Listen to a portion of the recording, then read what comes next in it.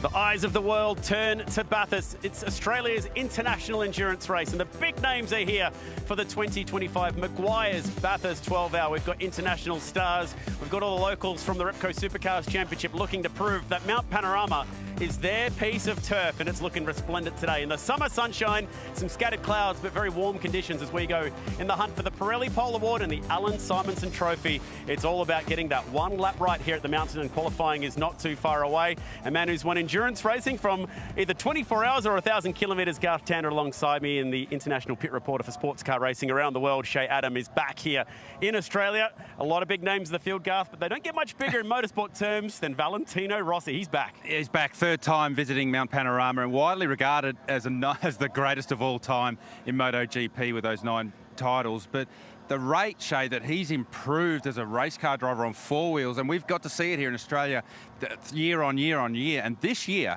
he's as fast as any of the pros. It's almost another level now, Garth. He's not just a great motorcycle racer, he's a great racer, period. The way that he was driving the car, particularly in the full practice 3 yesterday, so smooth, so precise, he's nailed it. He has brought a lot of race fans with him here this weekend that all want to see the doctor here. But if you go for the last few years, it has really been a battle between Jules Gounon and Matt Campbell, the local hope versus the driver from Andorra who picked up a hat-trick and has shown that really he's become the modern-day GT3 king of the mountain, Shay. It's almost as if Jules has claimed this place as his secondary home. It's his co-driver, Kenny Bull, who has a house on Conrad Strait. But to Jules, this is the race that he looks forward to more than any other throughout the course of the year. 5 wins between those 2 drivers over the last 5 years. I'm wondering if maybe this year we add someone else to that list of greats. Yeah, Matt Campbell back in a Porsche. It hasn't been a strong start to the weekend for them, though, so far, Garth. Yeah, they've really been struggling with that car and haven't troubled the timesheets whatsoever. I think 10th is probably the best they've been in any of the practice sessions going into qualifying. So they've still got some work to do. If anyone's going to be able to find lap time in a Porsche around Mount Panorama, it's going to be Matt Campbell. So if they can get that car into the Pirelli Pole Battle this afternoon, it'll be Matt Campbell that can get the job done. We've had 6 practice sessions from yesterday to today. They've run relatively green, so not a lot of on-track incidents to talk about. What we can talk about is very fast cars and how close it is amongst the GT3 cars in particular. And it was one of the local hopes, a guy who races here in the Bathurst 1000 in Cam Waters, who today laid down the quickest lap of the weekend. And Garth, it was very, very impressive, low into the 202s. Yeah, 202.7. So we've seen high ones and even very high 2 minutes in qualifying. But that heat that you spoke about earlier, Chad's very, very warm here on pit lane. And you can feel behind us quite a tailwind into turn 1. That means it's a headwind going into Skyline. So the conditions are quite tricky at the moment. So I feel like Waters has really laid down the mark, that 202.7. But, you know, we spoke about Matt Campbell, Jules Gounon, Maro Engel. They haven't showed us what they've got yet, and we'll see that in qualifying. You get the feeling that the field is closer than ever, Shay. You've seen it in all around the world with GT3 racing and different sports car racing that you get to go and visit at the great tracks in the world. This is a big circuit. To have the entire field of GT3 cars covered by tents is very, very close. It's almost unthinkable that you have so many different cars that are able to make their lap time around these very different circuits and very different parts of the circuit and get that close together no matter what. And the Mercedes, the oldest car in the field, able to still lay down the fastest lap. That tells you that it's good in these heat conditions. It's going to be very quick for the Pirelli Pole Battle.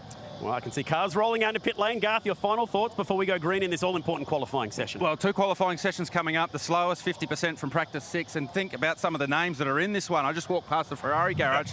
Chaz Mostert and Jackson Evans in the slow group. So if they're in the slow group, how fast is the fast group going to be? So there's a couple of cars that can get themselves inside the top 10 in this session. It's going to be fascinating to watch. What are you most looking forward to, Shay? Whoever is going to make it into that top is one story, but for us, Chad, it's going to be who doesn't. So I'm looking forward to see how people bounce back, because qualifying has proven to be very important over the course of winning this race, given history. 2 sessions to lock yourself into that Pirelli Pole Battle that'll come up later today. Only 10 cars get an invite to that all-important fast session and go hunting for not just the Pirelli Pole Award, but also the all-important Allan Simonsen Trophy. And that is one that every single driver wants to at least win once in their career. The stage is set. Mount Panorama, the venue. I'm going to take you upstairs to our commentary team featuring Richard Crail, who loves this race, and the voice of international sports car racing, John Hindhaugh. Open pit exit. And there is the is pit now open. lane exit open. The horn of the pit lane sounds, and the adrenaline ramps up with the revs. This is the first of 2 30-minute sessions. Now, we're talking about the slowest here, Crailsey, slowest half of the field, but the spread of the GT3 cars is tighter than it has ever been before for a field of this size. Exactly the same amount of GT3s as we had last year, and they are packed in like sardines on the timing screen. Hi John, hi everyone. Beautiful afternoon in the central west of New South Wales, the city of Bathurst, just inland from Sydney and over the Blue Mountains, just on 25 degrees at the moment. Bright sunshine in and among the clouds and full campgrounds here at Mount Panorama. And there are few certainties in life. You know, the taxation department will come knocking at some point. Birthdays will come and go. The other certainty, I think, today is that some big names are not going to make it into the Pirelli Pole Battle. This is a wildly competitive field and highlighted by the fact that one of the most anticipated entries in this race this year was a Rise Racing GT, the return of the Scuderia, the prancing horse, to Mount Panorama with a pair of Ferrari 296s. Supercars champion Will Brown and Chaz Mostert couldn't get into the fastest 50%. Jackson Evans, GT ace and factory Ferrari driver Alessio Rivera couldn't get in to the top 50%. And they weren't the only ones. Fabian Schiller, Lucas Auer, factory Mercedes-AMG GT drivers, Lee Holdsworth, Bathurst 1000 winner, David Russell, young gun Scott Andrews, all in this bottom 50%, all trying to make it through to the pole battle. But the difference between getting into that top 50 and bottom was literally a tenth of a second. If you were a tenth down, you were on the outside looking in, and it will be the same story to get into that final 10-car splash we'll have later on this afternoon at Mount Panorama. So in this session, we're literally just trying to see who is quickest. In the next session, we try and find the top 10. See, now, this is interesting to me, because the guys in this session, they don't know what they're up against. They don't know what the time is going to be. They're the benchmark for the next group of cars in the second half an hour of qualifying that's still to come. I expect some older tyres to be used in the first phase of this 30-minute qualifying session, just to get themselves settled into it, and then the new tyres will likely go on the second 15 minutes of this 30-minute qualifying one. We're on board the Grove Group Mercedes-AMG. I say Porsche because this team has had a huge amount of success at this venue in this race. 5 times a class winner in Porsche machinery, but they've made the switch to Mercedes-AMG as Brenton Grove on the right has a chat to one of the greatest to ever come to this place, 3-time winner Jules Gounon, standing on pit wall, and Gounon will be part of the next session. And meanwhile, a couple of Ferrari aces watching on down from the Arise GT pit. So lots to take in over the next half an hour, and I don't think it will be until the checkered flag flies that we know who's going to end up quickest in this one. Having a wander down the paddock in the break between the 6th and final free practice session and the start of this session, talking to teams that are in this, teams that have qualified already through to the next session, it seems that the tactics for this are pretty similar, whichever half of the draw you're in. And think of it as a half of the draw, because the pole position could come from either side of the 2 qualifying sessions that are about to see. This is just about, right now, being part of the top 10. And it could come from either side. It could be all 10 cars out of the 11, could be from the next, could be for the next session. It could be split 5 and 5 or anything in between. But the tactics is probably a used set of tyres first, and then bolt on a brand new set of Pirellis, of which, by the way, you only have 12 from the start, 12 sets from the start of yesterday's free practice. Tyres are not an infinite resource here. You use them wisely. Up Mountain Straight then for the Grove AMG. So let's break down qualifying for you a little bit deeper with our first visit deep into the Pirelli pit bunker for the weekend. where Chad Nailon and Garth Tanner are basing themselves today. That's right, Rich. I couldn't let Garth escape to the commentary box without gauging his thoughts on this circuit. And the difference is because he's driven both a supercar and a GT3 around this venue. And I know how much the fans love the Pirelli pit bunker and some of the data that we can dive into. So, Garth, we're going to start it off by just the basic sectors. Yeah, so 3 sectors it'll be broken up to from a timing perspective, from the start line to the end of sector 1. If we see anything in the very low 50-second mark, then that's going to be a really good first sector. Across the top of the mountain where there's lots of time to be made, we have said if you get into the 30s, that's like all-time commitment across the top of the mountain. And then the run-down Conrod, very heavy brake at the end into the chase in the final corner. So easy to make a mistake here. And low 40 seconds down there. If you nail all 3 of those sectors and get yourself into low 202s, you'll make your way into the Pirelli Pole bunker. No battle. 23 turns to make up this circuit, so you're going to get it right all the way down to that last corner. We saw that earlier today with Chaz Mostert. But where do we see the biggest differences between a supercar and a GT3? Well, the top speed at the end of Conrod there's a big difference between the 2 cars and the speed across the top of the mountain. And really where it really shows up is Reed Park and McPhillamy. So at the Great and then at McPhillamy. So turn 9 at Reed Park. It's 4th gear and a brake pedal in the supercar. In the GT car, it's 5th gear and just feather the throttle. Some of the GT cars will get through there just at 20% throttle. They won't lift all the way off. So the commitment required at the Great and then up to McPhillamy Park, you look at the speed differences there, near on 25k an hour at McPhillamy. So big commitment required there. But all that aero, you do have to pay a price for it down Conrod, don't you? And the speed differential down the quickest part of the racetrack is huge. Well, that's where the supercar makes its time back, is once they leave Forest Elbow, gets up to speed, top speed of just shy of 300k an hour. Pretty much all GT3 cars max out at 280k an hour because of the aero. They just can't push the wings any faster than that. So up Mountain Straight and down Conrod, the supercar catches back up. But then you get into the chase. Supercar, you brake around the 125 metre mark. In the GT car on a qualifying lap, you try and go past the 100 metre board. Beautifully done. And guys, if you'd like Garth back in the commentary box, he's all yours. We'll take him. Thank you. Please report upstairs. Have him wrapped and sent up here, please. Thank you very much. Charge it, wrap it, send it. As Chaz Mostert sets not a representative lap time, but a decent start. A 203.6 is here, a decent start. I mean, a decade ago, that would put you on pole by 40 seconds in this race, such as the progress of GT3 cars. Here's David Russell, Superbarns, Supermarkets, Mercedes-AMG, the brothers Konduras, James and Theo. Bathurst winner Luke Youlden aboard this car. It's a really strong all-round entry. 203.3. Scott Andrews in this car for Gaia Valmont Racing's just gone quickest at a 203.2. So already some pretty decent numbers on first flying lap, first push laps in this session to get into the low 3s. But we're talking off-air just before this qualifying session that, I mean, pole is going to have to be in the 2s, probably low 2s if not a 1.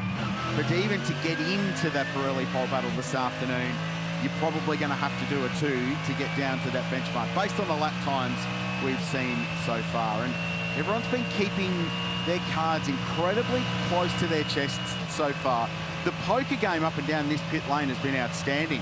And no one's had a tell yet about what they've got in their deck and ready to go in qualifying in raw speed. Not yet, anyway. And we've had some downright bluffing going on to continue the card-playing analogy, possibly stretching that a little bit too hard. High 3, a low 3, 3-1, 3-2, will that be enough to get you into the 10, or are you going to have to be knocking on the door? Well, I mean, Scott Andrews has already nailed a 3-2, so you're going to have to be in the 2s. You're going to have to be in the 2s to get into the 10. It's as simple as that. So Scott Andrews, quickest, 203.26. David Russell second. Chaz Mostert sits third, but's on the lap, and Jackson Evans currently sits in 4th.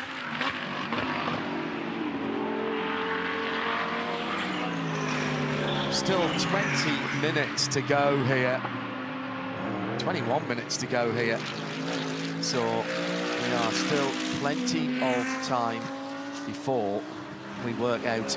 But the thing is, as I keep saying, what are you aiming for? It's so hard to be shooting for something when you can't see the target. I can answer that for you, John. You have to shoot for a 2, because the top 2 are done a 2-9. There we go. There we go. So the fact that they've done that, you're going to probably 2.5 is probably going to be a pretty impressive lap time. So I walked past the Arise Racing Garage when we did our opener to today's broadcast, and they had brand new tyres on that car when they rolled out. So they're making sure they get themselves into the Pirelli Pole Battle. And is that a distinctively different tactic then, Garth, here where they haven't bothered going out on old tyres and putting the banker in. They're worried about maybe a red flag later on. Yeah, absolutely. I mean, it's worth having a banker in, because if something goes wrong, you've got a lap time on the board. And just to show the commitment down here that you're talking about at Arise, it's not just the green tyres that you saw on the car, Garth. There's also fresh Pirellis ready to go. So potentially throwing 2 sets of tyres at this 30-minute session, 2 sets of new tyres, that is. And Chad, it's a good point on the knowledge that if you get into the pole battle, you get a free set. You get another brand new set of tyres. So it doesn't eat into your tyre bank too much, especially you're probably doing 2 or 3 real push laps on that set anyway to get yourself in there. So Chaz Mostert 2:02.95, 13 hundredths quicker than Scott Andrews at a 2:02.96, who in turn is 24 hundredths quicker than David Russell at a very, very nice looking 2:02.98 in the Mercedes AMG. So Ferrari, Audi, Mercedes AMG, all covered by 0.037 of a second in the twos. I remember in this half of the draw, if we're going to call us that, we've been watching who gets closest to the wall at the top of the mountain. See how the GT4 McLaren does. This is 25 car with young Tom Heyman. Both of those cars back out again after the problem for the 24 car earlier on in the piece. Was that yesterday now? This morning. It was this morning. Practice this morning. Remember how many time zones I've been across? Cut me some slack. So they've done a good job turning that round. My point was going to be about the GT4s. We have got the 3 GT4s in this session. Adam Christodoulou, the MG Works driver, is qualifying the AMG number 19. Both of the McLarens out, as we've mentioned. And we've got the single invitational class, that's the KTM, for whom, yes, they're in a class of 1, but they are battling the mountain and the laps and the time, and getting to the checkered flag tomorrow is their absolute avowed aim. And if they do that, that's party time as far as they're concerned, Rich. You can do a 14 in a GT4 car at this venue if you're having a really good day, and Adam Christodoulou is certainly the driver to do that. 16-1 currently in this Mercedes AMG GT4, and GT4 the entry level into top flight GT racing in the domestic championship. Very, very strong. 17 and a half minutes to go in this qualifying session. Quali 1 at the Meguiar's 12 hour. And it's Chaz Mostert still on top and going around again for a second push lap. So he took a little lap off. He punched out a 2:02.95, had a cool down lap, and now he's pressing on again in this Arise Racing GT Ferrari 296. Turbocharged V6 power in the Ferrari, and he's matched his best sector across the top. He set a personal best in the first. Some improvement on here for a winner of the great race and a 2-time pole sitter here in the Meguiar's 12 hour. People tuning in from all around the world, gents, and coming in on hashtag B12HR, B12HR. The Angry Pothole, brilliant handle.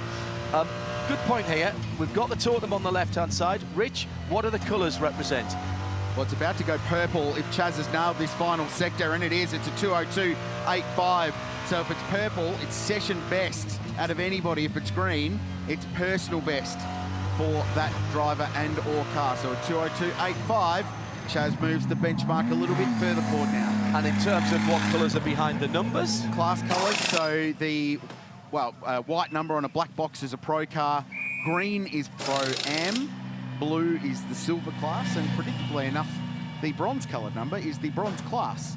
So like for like. So 4 different categories within the GT3 race. And then the yellows are the GT4s, and the red is the invitational class. So hopefully that gets you up to speed with what is going on.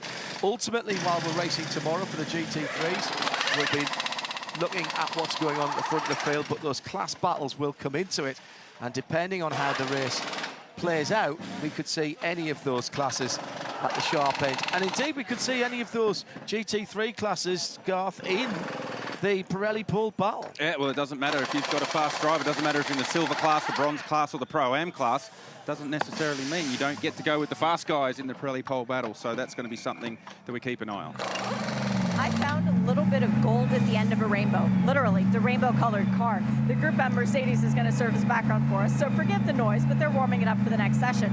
when we talk about sticker tires, we're not using that as any sort of analogy. There are actual stickers on each of the Pirelli tires before it goes out. Now, some of the teams in different series like to actually peel the stickers off, and you'll see they're coming off on their own. They will very easily be obliterated once the car gets out of the racetrack, though. So this set of Pirellis actually has 3 different stickers on it to denote 3 different things for the teams to be aware of. Each one of these sets, though, brand new, shiny. They even have the little nubs on them that you find on kids' bicycles when you first buy them those for Christmas. So for whichever driver gets to go out in this AAA, whether it's Maxime Martin, Mick Grenier, or Mauro Engel, looking for what would be an unprecedented 3rd Allan Simonsen trophy, they're going to get Christmas morning in just a few minutes' time. And if you want to know how the teams know that there's still life in those tyres, the little dots that are around there, the little depressions, you're not looking at grooves because these are slick racing tyres. Those are your depth tread wear indicators, and they will move down across down the face of the Pirelli tyre as they wear.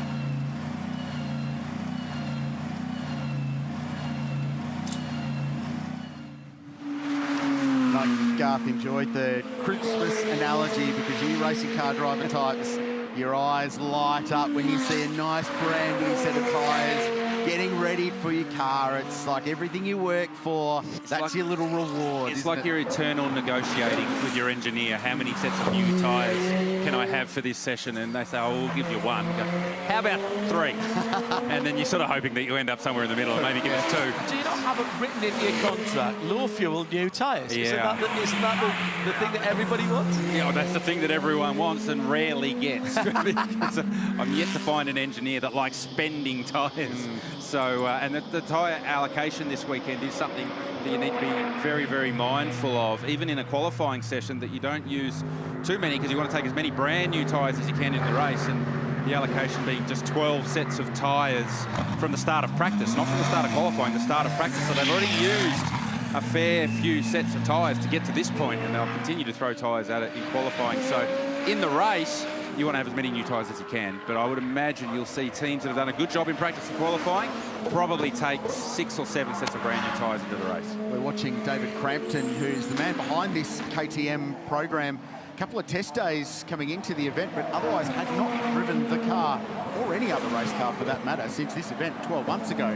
So he came in a little bit green, but he said, I've done my personal best lap time by a massive margin. They've got the car going really well.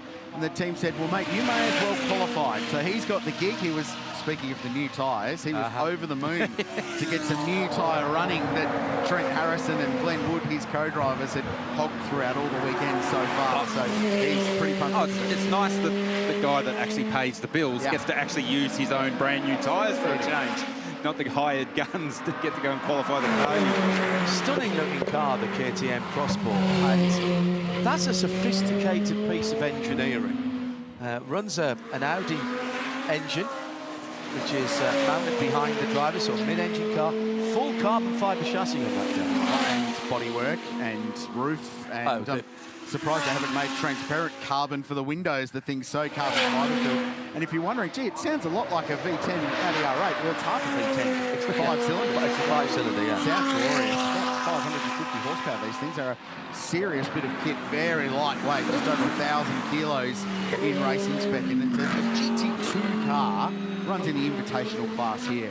I'm surprised we haven't seen more of these in the GT2 in this part of the world, because they're a more affordable way into GT racing, and they've got plenty of grunt and plenty of performance as well. This is a team just looking to make it to the finish. They've had a horrific run at this event over the last 4 years with that car. It's been nothing but trouble. All they want to do is see the checkered flag at 5:45 tomorrow afternoon. I think they must have stood on a crack in the pavement whilst avoiding a black cat and walking under a ladder, and then fell into a mirror. It has literally been that bad. Coming down to the last 10 minutes. If you've got performance, get it out. No point in leaving it in the fast draw right now. You've got to get into the top 10.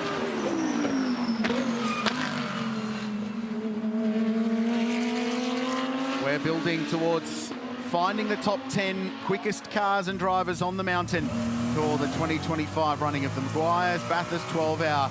It's Australia's international endurance race, and there are some amazing drivers and amazing cars all fighting to get into that shootout for the Allan Simonsen Pole Award, the Pirelli Pole Battle this afternoon. 15 minutes. And Jackson Evans, right now, a familiar name to Aussie audiences and those around the world, because he's been a GT ace. He still is a GT ace, but now a full-time supercars driver as well for the SCT logistics team at Brad Jones Racing. And he's on a very, very good lap. He said personal best in the first sector, quicker than anybody in this session so far across the top. He should join the 202 club. The question is, how good is it? Well, it's very good. It's 7 thousandths quicker than his teammate Chaz Mostert. And the number 36 Arise GT Ferrari goes to the top. Looks very lively, that car. When we took the onboard shot, it was dancing in the rear. Jackson had to coax it into the final corner to make sure he completed that lap nicely. So both the Ferraris now to the top, and they'll be looking to make sure they get through to the top 10. Here is another car that we fully expected would absolutely be locked in. But they find themselves 7th in this session. Lucas Auer at the wheel of the 77 Craft Bamboo AMG Mercedes, and stays 7th with a couple of personal best 2nd and 3rd sectors, but not there in the 1st sector. Has a big push here, so Auer looking to improve. I was just looking at the 3 sector times, guys, as we start to look at this last push at the end of this session, and if you can nail it, you'll do a 202.4, all the sectors put together. So I'm expecting we'll see a pole in the ones, the high ones. Lucas side-to-side weaving as he went past Allan Simonsen in the GT4 version of the AMG. Was he actually trying to get the feel of the car, or was he sending a message to his team to say the tyres are not quite there yet? I'm not sure, but he's going to have to give it a go on this one. He was giving it a go, coming up towards the tree there. So only half a tenth away from the best 1st sector was Auer, and a big moment when he was through the tree for the run down to Reed Park. There's a big headwind now as you go over Skyline, so you can really commit and send the car, and he did. You saw the rear dancing as he went over the crest at Skyline, so no shortage of commitment from Lucas Auer on this lap. It's a good one to pick him up on. Now makes his way down to Forest Elbow, dancing in the rear again. You can see how animated the car is. We'll get an idea of the 2nd sector now. Personal best, but 6 tenths away from Jackson Evans. So the Ferrari making lots of speed across the top of the mountain. I think it's fair to say that that car is rotating. 30-year-old Austrian, the reigning champion in GT World Challenge Europe Sprint Cup, runner-up in the DTM in 2022, and comes from a little bit of racing loyalty. His uncle, Gerhard Berger of Formula One fame. So there's some real heritage here. He's had a lot of success in GT racing as a Mercedes AS Winwood Racing last year in GT World Challenge Europe. Gets the car stopped and turned for Craft Bamboo Racing, a team that's been coming here every year since 2015, and that puts him 3rd at a 202.87 with the purple final sector, quickest of the session so far. But Garth, this is that moment, heading up the shelf to Reed Park. So you really want to keep the momentum up here. He missed the curb, but you could just see the rear get away from him, and it just danced its way out to the curb. Did a nice job to keep it away from the wall. So, and then here again, look at the rear just dancing. So lots of pitch sensitivity from that car. That's when the front of the car comes down and the rear gets light, and it certainly does that over the crest at Skyline. Well, Jacky Ickx, when you're watching your teammate doing that over the top of the mountain, is your heart rate elevated? Yeah, a bit. We know Lucky, he's pushing all the time, and he become sideways a bit. So yeah, it's nice to see for sure. But I think everything is under control.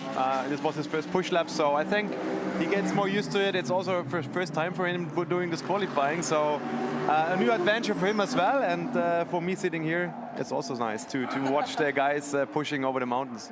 We'll let you get back to it. Yeah. Good luck. Thank you. Maxi Goetz, who's been here plenty of times. There's some hero numbers happening now. So Chaz Mostert punched out a 202.38 in the Ferrari, which was immediately trumped by Scott Andrews at a 202.27 in the Guy of Valmont Racing Audi, and Lucas Auer on his 2nd push lap, going on with it now.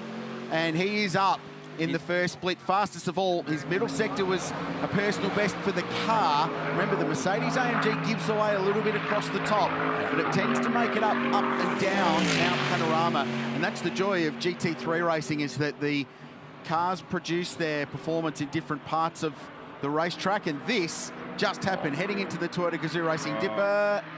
So there's the half a second in the middle sector, Rich. It's still a personal best, though. Yeah, too wide. Oh, man, he's in another postcode on the run down to the Dipper. So, Lucas, there is way more performance in that car. Is there any enough tyre left to do another third push lap? Does a 2, 3, but there's a 1 in that car. There is a 1 in that car if Lucas Howe can string it together. Jackson Evans is out of the number 36 Arise Racing Ferrari, so he's done. No further improvement coming from them. Lee Holdsworth on a super lap in the Audi R8 and goes to 4th at a 2.6. I don't need to do any research to tell you that's probably Lee's quickest ever lap of Mount Panorama. Punches that car into 4th place. Inside the last 5 minutes. Remember, we don't know what these guys are aiming at. They are setting the bar. They are setting the targets now for the next 11 cars that will have their shot at getting into the Pirelli Pole Battle and having their go to take away the coveted Allan Simonsen Pole Award. I think what we have learned, gents, is that you can do 2 push laps comfortably, and if it's a Ferrari especially, we saw Chaz quite effectively do a push lap, take a lap off, have a little breath, and then run again. So that's going to be a strategy for the pole battle this afternoon, where you don't have 30 minutes, you've only got 15, so you're not going to have time to get into pit lane in the middle of the session to have a reset, but you will have time to take a pause and then push again. And speaking of, Chaz Mostert in the 296, the number 26 car from the rise through the cutting, points it towards the sky. Maybe just a little feather as he's going up over the shelf. This is a cracking bit of racetrack, isn't it? Very good.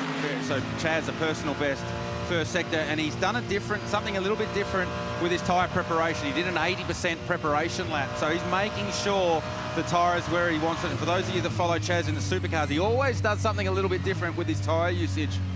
I don't think he's backed out of it because he can see that. I think it's Adam Christodoulou in the GT4 Mercedes, and he knew that there was no point pushing on because he's just going to get traffic pollution. So what he's going to do here is going to use as little of the tyre as possible to get past Christodoulou and then have another push lap. Lucas Hour has gone on with it. 3rd lap, 2:02.12. And meanwhile, Lee Holdsworth going on again. Here's the Hallmark Audi. He and Mark Sini and Dean Fiore will go away again, and Lethal goes to 2nd, 2:02.27. The Audis have been really quick all weekend long, and Lee demonstrating that with great aplomb, 0.14 behind the Austrian.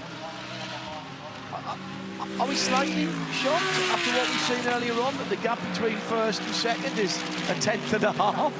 I mean, that sounds ridiculous, but, you know, after that, that tightens things up, 0.0040 between the 2 Audis, Lee Holdsworth and the Pro-Am car of Scott Andrews. What is going on at the moment, guys, is there's cloud cover on the racetrack, and I think that's why we're starting to see some pretty respectable lap times. So if that cloud cover disappears in the next half an hour and the next session's in full sunlight, that makes it a whole lot of degree of difficulty harder for those drivers to get down to that 2:02.1 from Lucas Hour. So Chaz has just started his next push lap. So aborted that lap midway through at the top of the mountain. We're going to pick up the GT4 battle. This is Tom Heyman. McLaren Artura GT4 car, so 3 GT4 cars in the race. Tom currently 3rd in class at a 16.7. The benchmark's a 15.9, so there's not a great deal of time between all 3 of those either.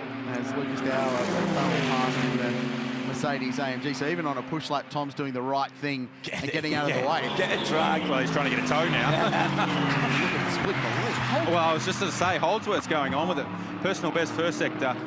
Very impressive middle sector, 31.0. We said going into this one, if you go sub 31, that's pretty rare air across the top of the mountain. So Holdsworth absolutely on a heater. Spoke to him after the very first practice session way back on Friday morning, and he said, this is the best car I've ever had here at the 12 hours. So he's got a lot of confidence, and he's bringing that to this session.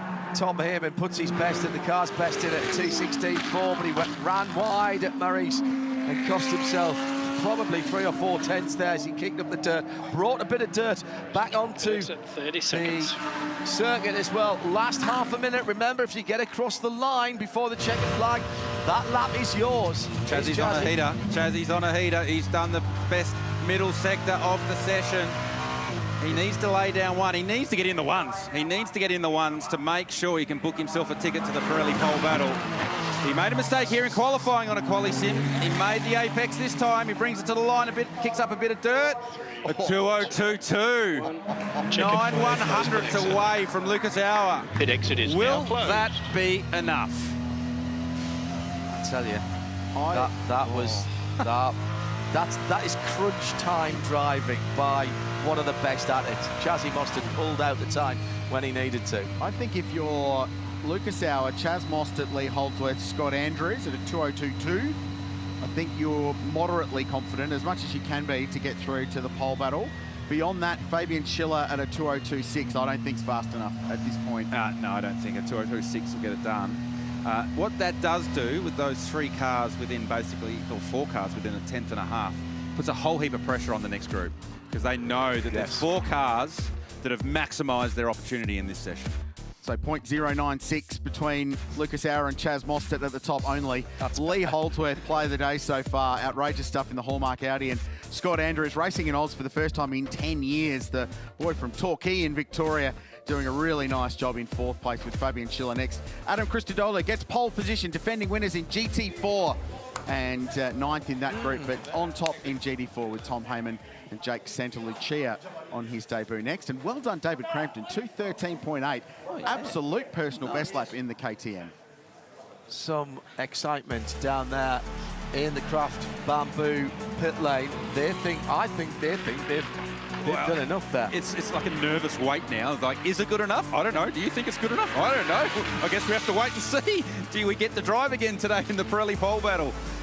It's a long half hour coming up. Scott Andrews, gee, he's been good. The guys that put this program together, great mates and business partners, Marcel Zalura and Sergio Perez, tapped Scott on the shoulder and said, come and be our pro, and boy, he's delivered. So too Lee Holdsworth, Bathurst winner. Race is part-time now, but man, he has driven superbly for Team MPC and Hallmark Property Group. Chaz Mostert, as always, worth the price of admission to Mount Panorama and drove the Ferrari very hard, but perhaps not with the ultimate raw speed that we perhaps would have expected from these 2 cars, based on what we've seen in the past for them. And then the story of that session was Lucas Auer doing an outstanding job for Craft Bamboo Racing. One of the things I noticed that, Garth, and you'll have picked up on this as well, you were talking about the back end of the cars dancing around. All those top 4 cars were really rotating quickly. They were pretty loose at the back. That's fine for 1 lap. You do not want that for the 12 hours on Sunday. Absolutely had the quali set up in it for those ones. We saw that from Lucas Auer. That thing was dancing, but it was good enough to get the job done. Well, what a great start. And the best thing is we've still got 11 quicker cars, theoretically, at least on paper, to come. A great session, Chad. The big story was Mercedes-AMG on top and Ferrari P2. Yeah, very, very impressive drive from Chaz Mostert and getting the Ferrari close to potentially a berth in that Pirelli Pole Battle. He's just pulled up the car at the front, so we'll give Chaz a second to get out of the car. We might see if we can get Jackson Evans for a quick word. We're Jacko over for a moment and just discuss his lap, 2:02.8. A handsome lap, saw you pop up a few spots there, but do you think that's going to be enough to keep you into the 10 today? Yeah, obviously it's always hard to know. Not an ideal session for us. We've sort of been struggling a little bit for car speed, and yeah, I felt like it was an all right lap then, but everyone went faster towards the end. We just didn't really feel like we had much more than that. So, great job by Chaz. He's a fair bit faster, and the car's obviously working well. We just need to try and maximise car 36. Such a rapid expansion for this team over the last few years, but particularly here this weekend. How's everything gelling? And certainly throughout the weekend with pit stop practice as well. Yeah, look, it's been awesome to be part of this from the get-go. 12 months ago we were talking about entering GT World Challenge, and here we are at the 12-hour with 2 cars, one in Pro, one in Pro-Am, So it's an awesome effort by the team. They've done a great job. There's still some little teething issues, which you would expect with a new team, but really cool to be part of it, and I think we're only going to get stronger, especially across the race tomorrow. Thanks, Jackson. Chazzy's taking his helmet off, so we'll get to Shay. Well, down here with Scott Andrews. Scott, a few hours ago we were talking about how you'd never been out there on stickers, and you were trying to figure out what it would be like for the pole attempt. P4, you think that's good enough to stick? Yeah, I don't know. We'll see. Obviously, it's a good group of very talented race drivers. So yeah, we'll see. Obviously, thanks to my engineer who helped me bring the tyres in a good way. I didn't think we'd go that quick, but every lap you gain confidence around here. Especially for me, like we said before, it's been 10 years and it's my first time in the Audi, so kind of every lap is just like, oh yeah, I can go a bit quicker here, and yeah, you know, ultimately my job is to bring the car home as well in one piece, right? So yeah, really happy with that lap, and yeah, congrats to the team, and I hope it sticks, fingers crossed. But yeah, I mean, the next group of guys are insanely talented as well, so who knows? Yeah. We're about to find out. Good luck, Scott. Thanks, Shay. Appreciate it.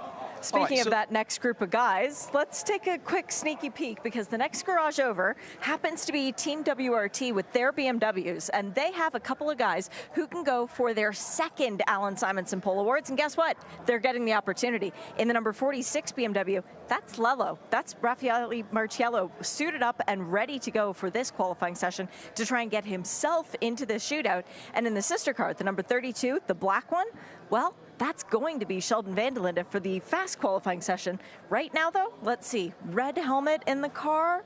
I believe that is Sheldon, already strapped in and ready to go. Thank you, Shay. We'll find out who makes it through to the Pirelli Pole Battle in just a few moments' time. It's building to a big afternoon here at Mount Panorama. Speaking of building, the Repco Supercars Championship is not far away, and it all kicks off with the Sydney 500 in just a few weeks' time. The fans have spoken, and now 2025 is set to be a year like no other. Are you ready for the most sweeping changes in the history of supercars? More racing, more unpredictability, and for the first time in series history, finals. Yep, we're supercharging the series. The 2025 Repco Supercars Championship will be contested across 13 huge rounds, 6 states and 2 countries. Across those 13 rounds, 34 races, and an increase of more than 1,200 kilometres of racing action. All your favourite circuits from 2024 are locked in. Plus, we welcome back Queensland Raceway and the Bend. The 13 events will be made up of 3 parts, crowning 3 different winners. First, the Sprint Cup, starting in Sydney with a motorsport festival that includes live music and speedway racing into the night. The core of the sprint rounds will feature 3 races per weekend, 2 120-kilometre races on Saturday and a 200-kilometre refuelling race on Sunday, with the Grand Prix sticking to the popular 4-race format. Then we switch to endurance mode with a return of the much-loved Enduro Cup, featuring 500 kilometres at the Bend, and the big one, the Repco Bathurst 1000. It is showtime! Then it's finals time. Just like every other major sport in the country, if you want to be the champion, you have to perform when it counts. 10 drivers will get a points reset to battle it out for the title. We lose the lowest 3 in points after the Gold Coast, and then another 3 following Sandown. Then the final 4 drivers head to the grand final on the streets of Adelaide, where we crown our series champion. Throw in a new Dunlop tyre compound, and you've got all the ingredients for a show like no other. For all the dates and further information on this all-new format, head to the Supercars website. The Repco Supercars Championship. Always evolving, always entertaining, always unforgettable.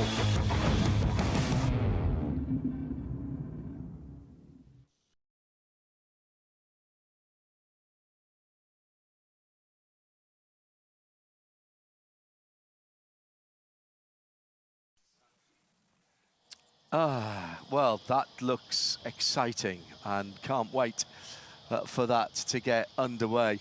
Hey guys, we just saw those shots, and you heard the voices of the guys who got out the cars or in the teams. All week, the drivers and the teams have been saying, qualifying, it's 12 hours, doesn't matter. It doesn't matter. How much tension was there down there in that pit lane for the guys who've put their times in now? But it doesn't matter, Garth, apparently. Well, I did say to you guys that 21 teams and driver combinations will say at the end of this session, qualifying doesn't matter, it's not that important. And the one team that's on poles go, absolutely, we were 100%, we want that pole position. Yep. And this race is such a track position race, so that if you can start in the first 2 rows, then you're already done half the work going into 12 hours. So the fact that they are saying qualifying doesn't really matter, it's a long race, 12 hours, I'm not buying it, because the closer to the front of the field you can, the better the track position you have early gives you way more flexibility strategy-wise. Race hasn't been won from pole position since 2017, when it was a bit of a clinic from Maranello Motorsport and the Ferrari team and Tony Vilander, who was the fastest moving thing on planet Earth that day. He was extraordinary. But yeah, but it's been won from the top 7 almost every year, and only one outliner was 2020 with the winning combo that year coming from 11th position, the Bentley. But that was one of those crazy races. 2020 was a crazy race. Everyone was going to win it. So outlier doesn't even start to describe that race. But the start of the race is so unique here at 5:45 a.m., well before sunrise, which is just after 6:30 a.m., that the further forward you are, the safer it is in that first stint, because even with 22 cars, it gets really busy. You're a blaze of headlights forward and rear, and you can't see much. So the further up the field, the more chances of you getting through that first hour of the race, which we all adore, the better chances you are of being there at hour 12. Oh, and I mean, you'll see when the race starts tomorrow morning, anyone that feels that they're out of position qualifying-wise, they will absolutely tighten the belts on and have a crack in that first hour. So we'll all be saying 12 hours, they'll play themselves in. No, race drivers don't think like that. It's get to the front as soon as I can and to give myself options from a strategy as the race progresses. Yeah, I was talking to a couple of drivers at Track to Town the other morning, and they said that is the hardest thing they ever do in any form, and it doesn't matter where they've raced in the past. You jump in and do that darkness start, particularly if it's your first time and you've not seen the track in the dark before. You see it as you roll off behind the safety car. You can't tell which side the car's coming. It's just a blaze of light, and you're almost navigating by smell to get around the top of the mountain. Sorry, I've painted a picture there that you didn't need. I've never heard it described that way before, John. But it's box office from what we've got to do. So we're getting ready for the second 30 minutes, and we will find out if those times set will be quick enough to get into the Pirelli Pole Battle.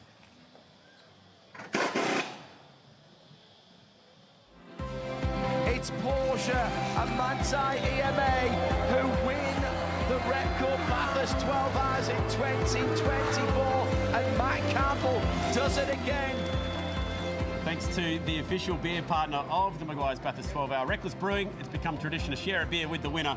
And of course, it's Porsche's own and Australia's own Matt Campbell with that amazing performance last year with his teammates. Great to have you back in the country. We're going to relive some moments from last year. You've been there before. How special was it to do it again?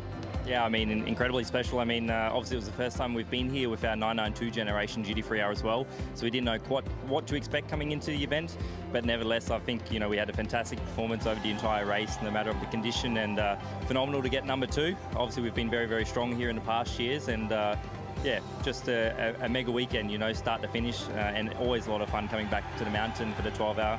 Don't get many opportunities to come home, so it's always a good weekend. Last year we saw the BMW was very quick throughout the course of the race. We knew that Gunon and the Mercedes had a great package through the last few years. Did you feel a little bit like the underdogs on race day? Not so much. I think, actually I was only speaking to someone yesterday about the Porsche, and for us, we don't necessarily have one strength around the track. We're always pretty consistent, and I feel like every year we've come here, we've always been quite competitive and towards the front. And, last year coming into the race, we had a strong team, strong lineup, so anything could happen. And when we knew the weather was also coming in as well on race day, anything was possible. So, obviously it worked out pretty well in the end. Matty, good luck this weekend. Thanks for coming by and having a beer with the gang at Reckless, and we're wishing you well on Sunday. Thank you so much.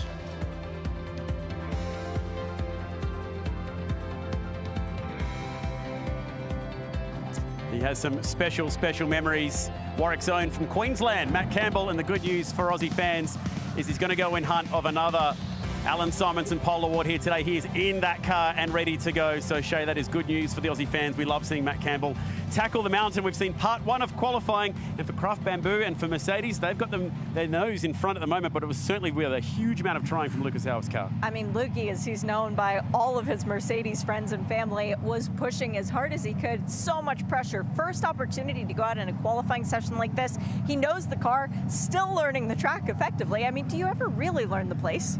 It's amazing that lap that he managed to do that despite the fact that he had one or two mistakes in that session. The one at the dipper in particular, he looked like he was at no chance of making it back to that corner, but still put in a 2:02.1. Will it be good enough to see him progress through to the top 10? Will Chaz Mostert make it in there? With the likes of Cam Waters and the other big Aussie names, will they be able to get their nose ahead of the international drivers? Looking forward to this second part of qualifying. Or will there be a red flag? And the times that we saw set in that first session, good enough to make it through to the shootout? We have to wait out and find out. It's a very, very good point. Sun is shining right now, cloud cover hovering. Let's get back to commentary.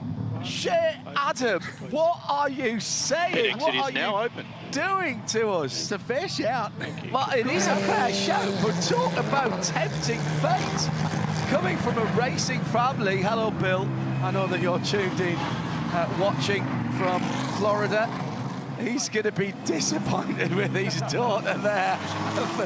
Red flag, beautiful sunglasses that Shay is wearing. Blue Red Sunnies on board with the event this year. Yeah. On sale here at the venue. We've all been rocking around though. Very, very nice. There's some particularly stylish ones being worn out. Our head of broadcast, Nathan Prendergast, has gone full DJ spec. Oh, he has. We need to we'll get a shot of those at some point. He looks like an emoji.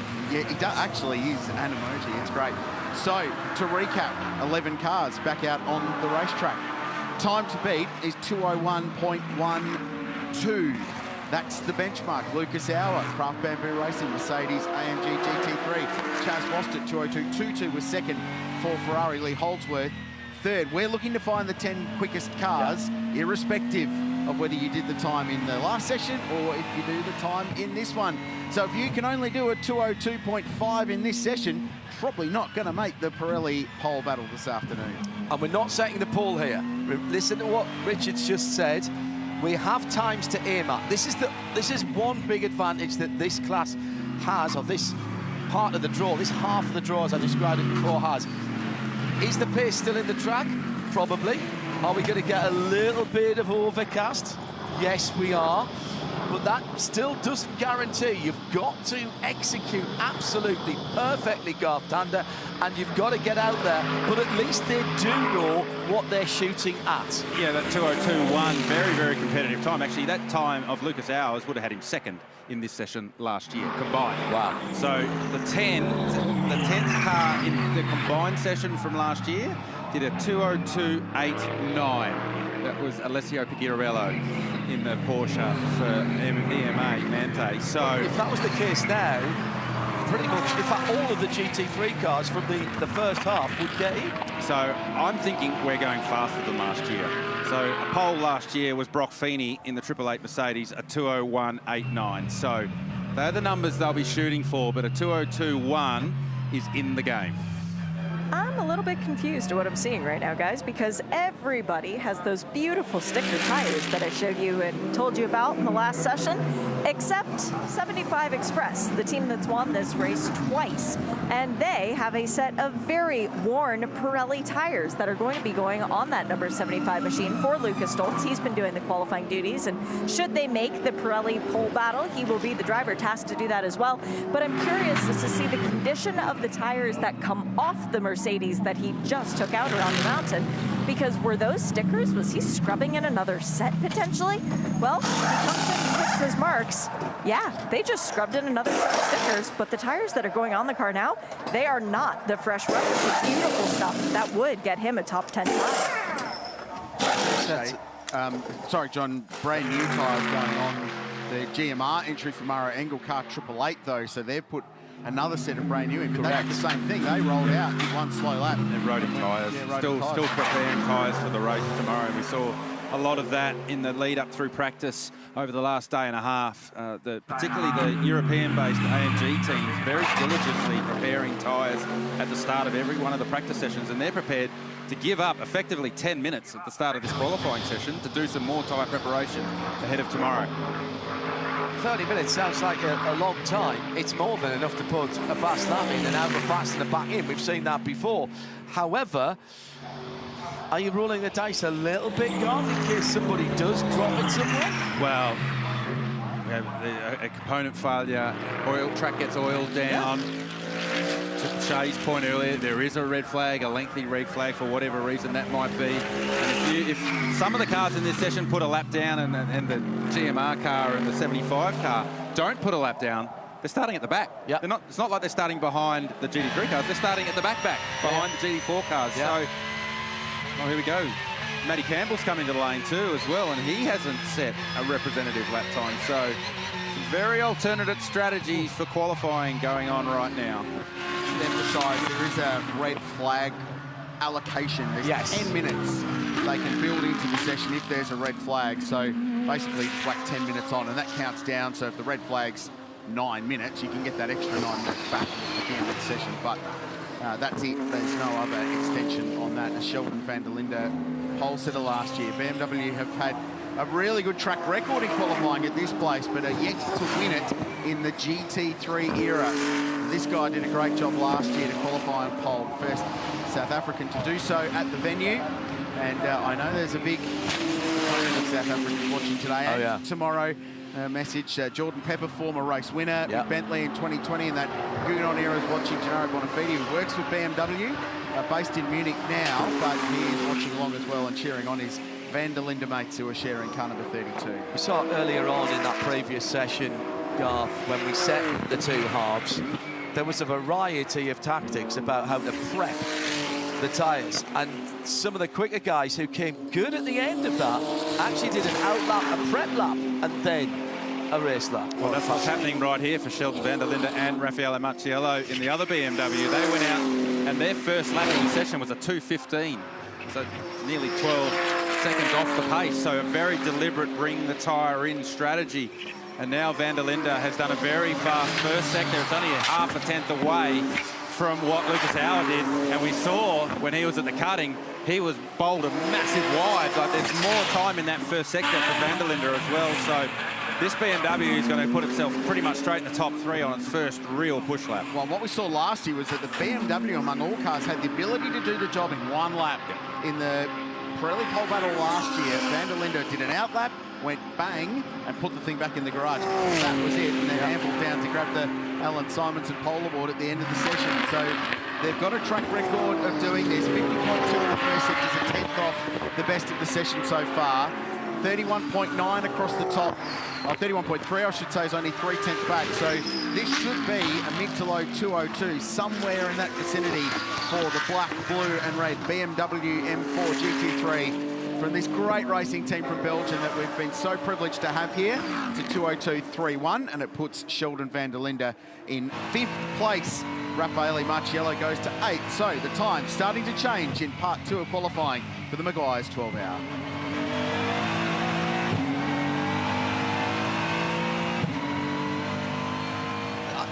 This is fascinating. This is absolutely fascinating to me, and how this has been stitched together, Garth. We talk about an endurance race being a battle of skill from the guys on the wall as much as the guys behind the wheel. There's actually quite a bit of strategy going into this short session as well. Remember, nobody has to be the quickest here.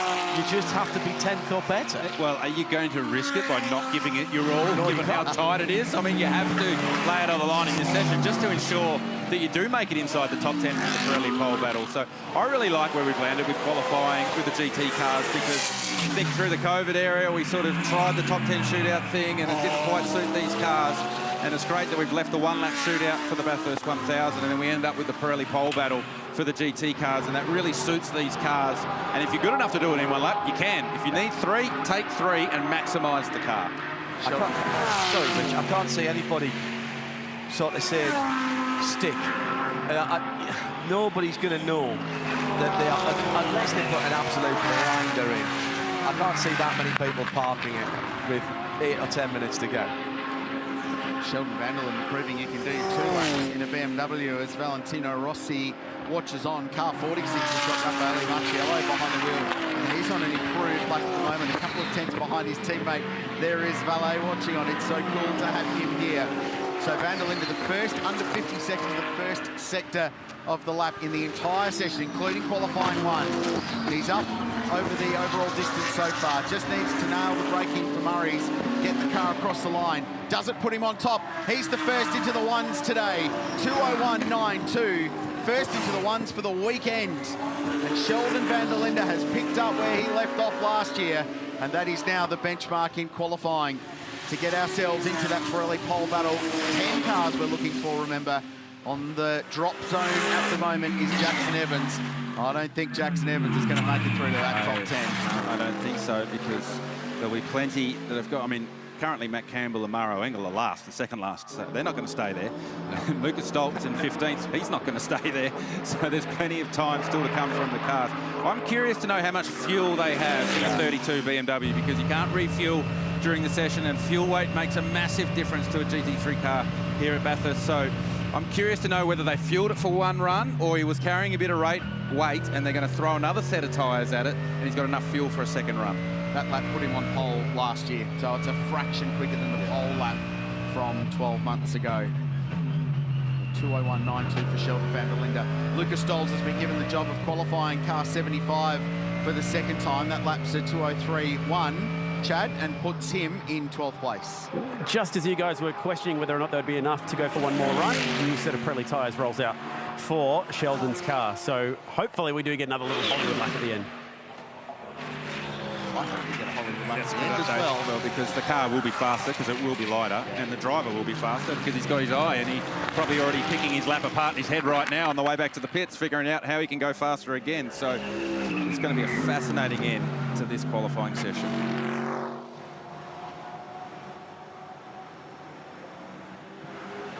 New top time is Sheldon van der Linde for BMW, 2:01.9290. First in the 2:01s for the weekend. That's the new benchmark at the other end, what everyone else is aiming for. And I'm sorry to say this is Jackson Evans' time, 2:02.850. That's 10th place. That's what gets you into the Pirelli Pole Battle. We're not setting pole now. We are picking the 10 who will fight for it. So Cameron Waters has just punched out a 2:02.5 in the 222 Scott Taylor Motorsport Mercedes AMG. I'm not convinced there's a number that's going to be enough to get you into the 10. Certainly, Jackson Evans' 2:02.8 isn't going to be. The question is, what's that cut off at the end? Waters has got more speed in that car.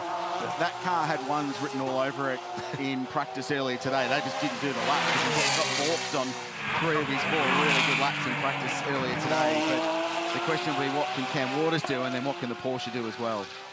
So both BMWs back in the lane. Perfect chance to grab the legend that is Valentino Rossi for a quick chat.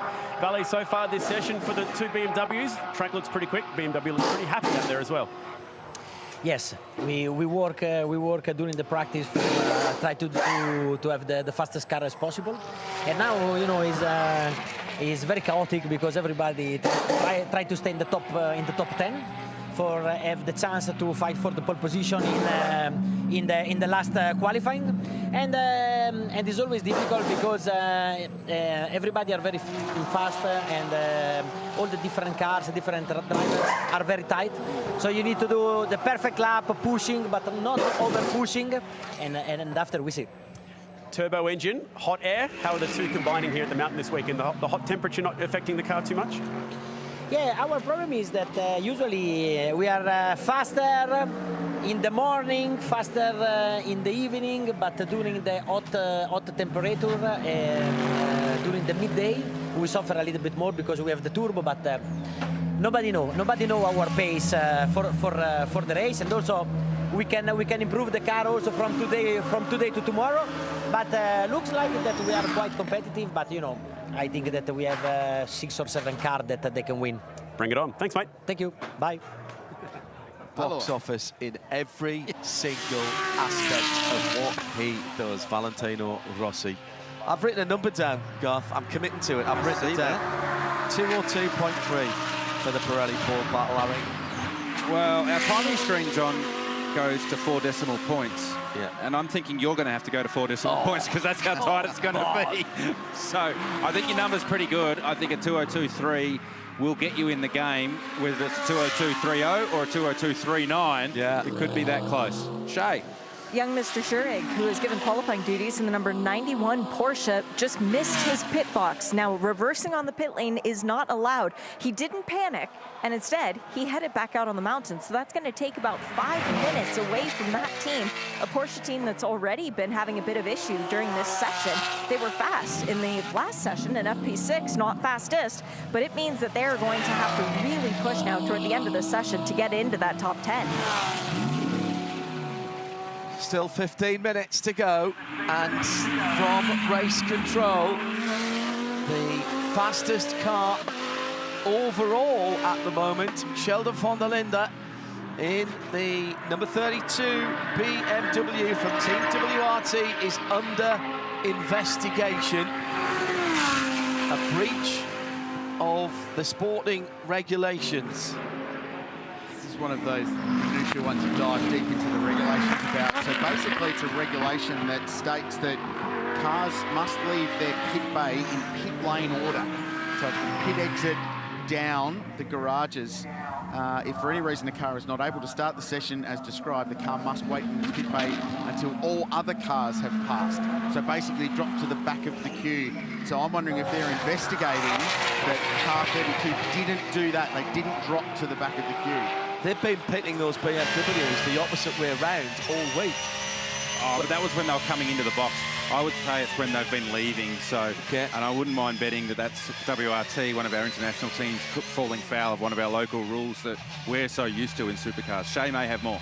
I've got news on the 888. This car has yet to set a fast lap with Mauro Engel behind the wheel. Representative time sits at the bottom of the chart. That's because they've come down the pit lane 3 times. They have scrubbed in 4 sets of Pirelli tires, taking advantage of this opportunity, assuming that it would stay green. Well, so far, so good. Now Mauro is out there virtually by himself on the racetrack. Let's see what magic Mauro Engel can get done. If anyone can work magic at this location, Shay Adam, it's Mauro Engel, 2-time Allan Simonsen Pole Award, and at the bottom of our timing screen, it shows what the practice and qualifying record is, and it's the only pole lap here under 2 minutes and 1 second, and it was that man, Mauro Engel. He's on track in qualifying for the 12-hour.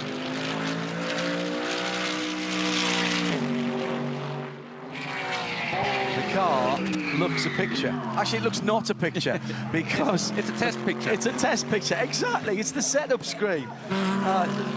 Incredible use of colour and design for Mauro Engel on this Triple Eight car. He's dropped the wheel on entry. Oh, man. That is so frustrating, Garth, because this lap, it's not over, but it's spoiled before it begins. I mean, you can't get pole at the first corner, but you can lose it. And Mauro Engel just trying to open the corner way too much on entry. Actually, when we followed Sheldon van der Linde on his lap, he was so close to doing the same thing. So they're trying to maximise the track width as they turn into turn 1 to really ensure they get a good run up Mount Straight. And I reckon Mauro straight away has already realised, because he didn't use all of the road on the exit of turn 2. So think about the pressure that's building on Mauro Engel right now. They've given up the first 20-odd minutes of this session as we take a replay of Mauro, and you watch him just drift it out to the white line and go beyond it.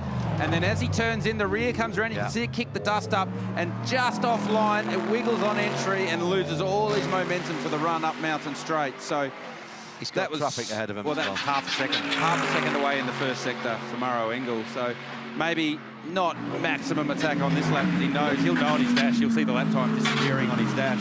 And traffic, as you said, John, Ricky Fella in the Audi is currently 12th, and we'd expected that car to book a ticket to the top 10. So just getting back to the thing about the pressure on Mauro Engel, he's a red-hot favourite to make it to the top 10 pole battle.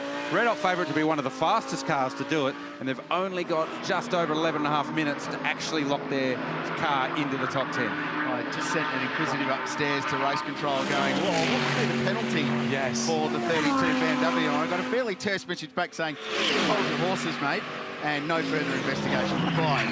So, can't help race control, but we just want the answers quickly, but no further investigation for the WRT BMW team on that potential breach of pit lane procedure. Listen carefully, you can hear the sigh of relief from down in the boxes, not far away from right under our feet. This again is crunch time. We're coming down into the last 10 minutes. Mauro Engel, he does it again, you know. He was right there, slightly wider track. The rear wheels are slightly further spaced out at the back and the front, and the right-hand Pirelli was right on the edge of the white line there, which means that a little bit, maybe an inch or two, of that right rear Pirelli was hanging over the edge. This is a critical lap. If you look how much time there is left, just over 10.5 minutes left in this session. If this lap doesn't go well and he gets traffic and it's polluted, they have to make a decision on this lap whether to come and get another set of tyres. Oh, he's absolutely blocked. Yeah, oh, look at that. Oh, wow. The cutting is full of the... Was that Mucciello? 75 Express, as well as the BMW. And he's got a pit. He's got to dive into the pits this time around. Surely that is an absolute disaster for the car that's sitting in 17th at the moment. My goodness me. 18th, Maro Engel. He's not pitting, guys. They have no Pirellis in this garage. They've already thrown 3 sets at it, but he's staying out. Qualifying on the mountain continues to build, and Maro Engel is in all kinds of pain, and despite ducking and weaving between Raffaele Marciello and Lucas Stolz, he did set a personal best first sector, but he's barred from this lap and will go again. And if you think back a few seasons ago when he picked up that Allan Simonsen Award here at Bathurst, he did it with 5 to 6 push laps. You guys were talking about it earlier today in practice, but for our new audiences here today, if you think back a few years ago, Maro was able to stay on the racetrack and not actually do what he's doing now, which is back off. He just went push lap, push lap, push lap. And it was the 5th or 6th lap into that session that netted him the pole. Yeah, but we have not seen that this year. It's been lap 2 or 3 at a maximum lap 4 on the push lap. So Maro Engel's popped around the cutting and just think, oh, what are these two doing? And it was Mucciello. My German's not that good, Rich, so I was translating for the local audience. But Lucas Stolz and Raffaele Marciello in the 2 cars. It's not deliberate, but it's not smart to be driving side by side, Rev. And to be fair to Mucciello and Stolz, that's blind. They don't know because they're sheltered from the wall. So, you know, it's not like it was a deliberate thing. And you saw Stolz get up it straight away to actually find a bit of track where he could let Maro through. So now Engel on his 3rd attempt at a push lap to try and get himself inside the top 10. Takes off up the mountain. He's not using as much of the road at the Exodus 2 as I've seen a lot of others, so curious. I mean, I'm not going to question Maro Engel about how to drive an AMG around Mercedes around Bathurst quickly. He's pretty good at it himself, but there's more room there if he needs it. 2:02.5 is the absolute minimum that he needs, I reckon, at the moment to get in. That would put him ahead of Fabi Schiller and David Russell, who are 9th and 10th at the moment on 2:02.6s. I think it might be a 2:02.3 or 2:02.4 to get you into the Pirelli Pole Battle. That was deep over the skyline. The brake lights did not come on until he disappeared over the crest. That's deep. So commitment, maybe a touch of anger, all going on in the cockpit of the 888 GMR Mercedes. We'll get a really good indication as he leaves Forest Elbow on the end of the 2nd sector. He's about half a second away from Sheldon van der Linde, so 2:02.4 is where it's tracking right now. And if he drifts a little more in this final sector, then that's going to be very close to the back end of the 10. And you've got to think now how much of their ruined those 2 laps that they couldn't do. That's taking a little bit of performance out of the tyre, not out of the driver. He's doing the best that he can at the moment. But what's he going to be able to do, Richard Grail, as it comes down to the last corner? There's still time remaining. The question is how much race car and tyre has he got under his belt? Lucas Stolz gets to 10th. So he's bumped David Russell out of the pole. He's so good here. 2:02.22, and he gets himself into the 10 comfortably with a very good lap. And there's relief from Mick Grenier and Maxime Martin, who's come to Mercedes AMG. They have a sigh of relief now. So the cutoff is now Fabian Schiller in the Grove Racing Mercedes AMG at a 2:02.6. It's not going to be quick enough, I wouldn't have thought, with Lauren Heinrich still on a lap, Ricky Feller still on a lap, and even Jamie Day potentially in the Aston, who's been really quick this weekend, and so too this guy, Ross Gunn, on screen, the 28-year-old from the UK, I believe he comes from High Wycombe. Apparently, which is, I think he'd be the first from High Wycombe to race at Mount Panorama. He goes to 13th, and Lucas Stolz, who's just been bumped, Cam Waters goes to 2nd. That's a big lap from Cam Waters. That's very big. It's this guy going on with it. Lucas Stoll's fastest of the day so far to the first sector. Just back to Maro Engels' lap. I don't know why we get ourselves caught up in a twist. Yeah. Because he just finds a way. Like, that lap was tracking to be a 2:02.5, and then he just saw the brake marker at the chase, counted to 10 and hit the brake pedal. Like, seriously impressive. Stoltz now exiting the elbow, and that's a personal best middle sector, cumulative best to the end of the second sector for the session. So this is looking very tasty for Lucas Stoltz. Remember that AMG makes its best work going up the hill and down the hill, not across the top. And it's very good on the brakes. Yeah, very good. Very stable on the brakes. Stable, yeah. 2 heavy stops. One of them right here at the 100-metre board, maybe a bit later if you're Maro Engel. He just got that to the apex at the left-hander at the top of the KW chase. It's a good lap. Lauren Heinrich's on one as well in the Porsche. We'll come to that because he's behind on the road to car 75. Stolz is good enough for third with a 2:02.1. He's safe there. What about Heinrich now? Engel goes to second on his fourth lap. About 100 push lap for Maro Engel. 2:02 flat then for Mauro in the number 888 Mercedes. On the bubble is Raffaele Marciello in 46, and he's still in the lane and about out of time. So I think 46 at the risk of being bumped out of the top 10 here, and it happens because Lauren Heinrich is the third driver into the ones, and he's 32 hundredths behind Ricardo Fella, who has flown to the top of the pops in that Audi R8. And Matt Campbell right now on the outside looking in the Porsche. 12th place for the defending winner. Well, that blows what we're down to 2:02. 2:7. Well, it's under me 2:02.3. Told you needed 4 decimal points. Yeah, you're right. It's incredible, isn't it? It's just out of the blue, everyone decides to have a crack in that minute of the session. So, fella from Heinrich, Van der Linde, who's been in the lane for 14 odd minutes, and I doubt we'll see him again. Cam Waters 4th. Maro Engels drifted to 5th, but you'd think at 2:02.0 you're safe. But it does spice up at the end of this session, but everyone's sort of maybe just catching their breath right now. 2:02.6 and being 15th. Just what I was looking at, that's Ross Good that Richard's talking about there in the Partner Racing SPS AMG GT3. Life in the old dog yet in terms of the Audi, and problems in the pit lane. 46. They're out. They've got all the pipings apart. Oh, Matt Campbell's just done a 2:02.36 and he's missed out on scraping into the top 10 by 88 hundredths of a second. He's got a couple more laps if he wants it, Matt Campbell. I just don't know if the Porsche's got enough left in it to scrape its way up there. So there's some big names that are going to miss out on this 10. Actually. 88,000, you're right. Yeah. Now, what we're going to see from Jamie Day in the Gulf-coloured Aston Martin coming down to the braking area, which we'll wait, turns in, he's still on it, Now he brakes. Oh, he's got it in there. That looks pretty stable as well, Garth, that's Aston. Yeah, front engine car, so the weight distribution certainly helping the braking.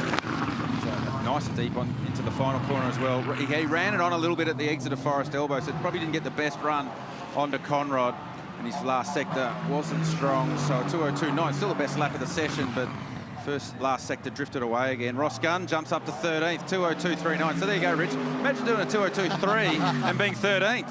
So Scott Andrews clinging on to the final spot in the Pirelli Pole Battle in the Gaia Valmont car at a 2:02.75. Ross Gunn's just done a 2:02.39, so just over a tenth slower, and he's 3 positions further back down the road. So we've spoken about the field tightening up over the course of the weekend. The top 10 currently covered by 0.38 of a second. Matt Campbell is going to get time for one more lap. He's in the final sector now. There's 1 minute and 30 seconds to go in the session. He will get around for one more Hail Mary if he wants it to get himself into the 10. Here he is.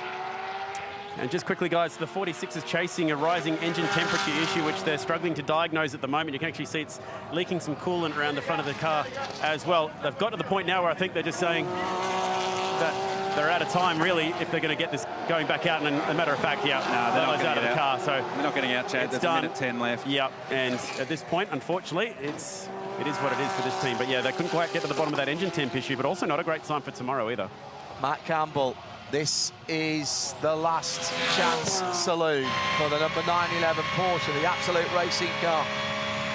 Brought in with 2/3 of the winning driving combination from last year at the Meguiar's Bathurst 12 Hours. He's almost got the track to himself. He's very wide at Griffins and catches the sliders. He was right over the red and white curbing there. But this is Matt Campbell on maximum attack. Matt Campbell doing Matt Campbell things again, isn't it, Richard? So that last lap to the preceded this push lap was a 2:07.9. So Matt did a nice cool lap to try and keep some goodness in the tyre. And he's having a crack. He's having a big crack. He will not die wondering on this lap, will Matt Campbell? It's a 50.2 for the first sector. We were on board for the majority of it. There was nothing left from that car. He doesn't have to beat the time of Ricardo Fella. He's racing Scott Andrews' time here at 2:02.275. Checkered flag is out. This is it. John, he needs to find 0.08 of a second. That's it. That gets him into the Pirelli Pole Battle this afternoon. He's got to do a 2:02.274.99999. That's all he needs to do. I say all, it's a big ask. He is on a personal best though.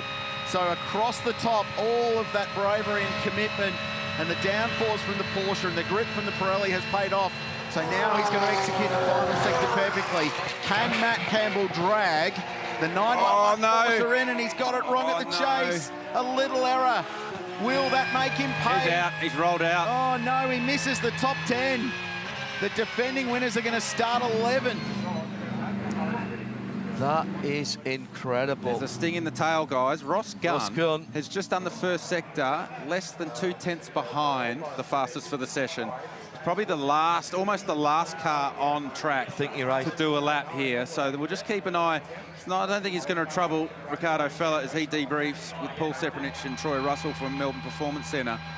But guys, he must have just scraped in to get the I was last going lap. to say, and middle sectors, it's gone away a little bit. So maybe Ross Gunn suffering from what we saw with Matty Campbell, the tyre just going away on these last push laps as the drivers beg, just give me some grip, half a lap, that's all I ask. But it's not going to deliver. Matt Campbell does not want to have a chat at the moment. Ross Gunn then. Gunn by name, good driver by nature. Not a great middle sector.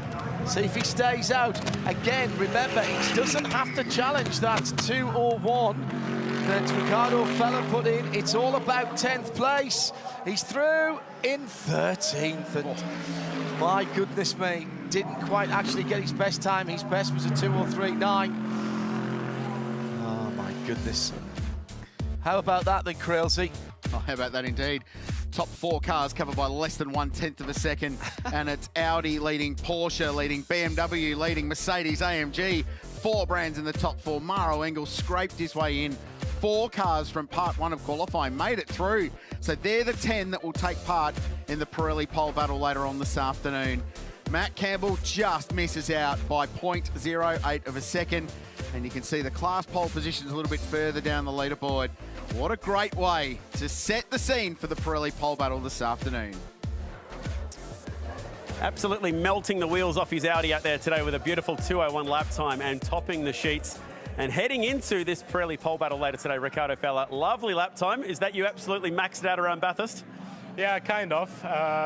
Was a really good lap. The car feels great. We made some good work this weekend on the setup. I'm really happy. So yeah, let's see what the shootout brings. But from our side, this was kind of all. Sharing with Brock Feeney, he's been a bit of a hero in these sessions here over the last few Saturdays. Can you two work together to get the most out of this car later today?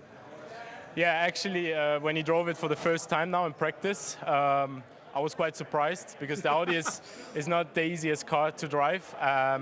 But you could feel that, yeah, he definitely has the talent, or he knows how to drive.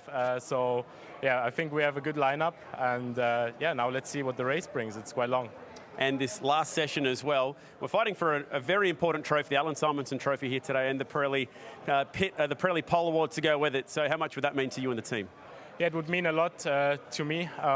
Always love to come here. I think it's one of my favorite tracks, and to get a good car like this on a clear track with no traffic and with this weather, I mean, it's just amazing, and it would be awesome. Nice lap. Great to see some heartbeat still in Audi. Well done. Thank you. Lauren Heinrich, IMSA GTD Pro Champion, first time qualifying at Mount Panorama, first time racing here. You put it P2, fastest Porsche. How much is left when we go into the Pirelli Pole Battle later on this afternoon? Yeah, let's see what's on the table. I mean, if you see the drivers in the top 10, I mean, proper names in there, and being a Bathurst rookie, I mean, maybe in North America I'm a champion, but here I'm a rookie, so it's a bit of a different picture. I'm happy to be there. I mean, the Porsche up the hill is simply lovely, really. It's so cool, such an experience. Really opened my eyes yesterday when I drove the track for the first time. Yeah, let's see for top qualifying. I mean, everyone got a proper quali shot now, so us drivers give the feedback to the engineers, and let's see what they can fine-tune for the top qualifying. Well, thanks for talking to us before you debrief with the engineers. Good luck later on. Thank you. Let's see if we can do this whole garage sneak around thing again too, because of course this car is sister cars with the one that didn't make it through. That was Matt Campbell in the number 911 Porsche. Now let's see if Matt is still in the garage and if he would be willing to have a chat. He too is having a debrief with his engineers, so we might be able to sneak in and just find out what was missing from the car. He's actually detailing to his engineers where on track the car was misbehaving in a manner, because of course now, guys, qualifying is over. It's full focus on the race ahead. And Crazy mentioned it earlier, you can win from outside the top 10. That's what these three guys have immediately focused into, because all three of them were race winners in this a year ago, albeit they were in two separate cars between the three of them. But they're looking at how to make their Porsche better. Yeah, thank you, Shay. One Porsche on the outside looking in. One of them has a shot, we think, potentially of grabbing the Allan Simonsen Pole Award. An awesome job from Lauren Heinrich second. Audi's on top after the first two phases of qualifying here on the mountain. Audi and Mercedes have 4 poles apiece. Can BMW get back on top again, or what about a wild card? You'll find out later on this afternoon. Lots more to come your way from the mountain, but this event brings all the colour to not just Mount Panorama, but the city of Bathurst as well. And earlier this week, we took full field into town for Track to Town.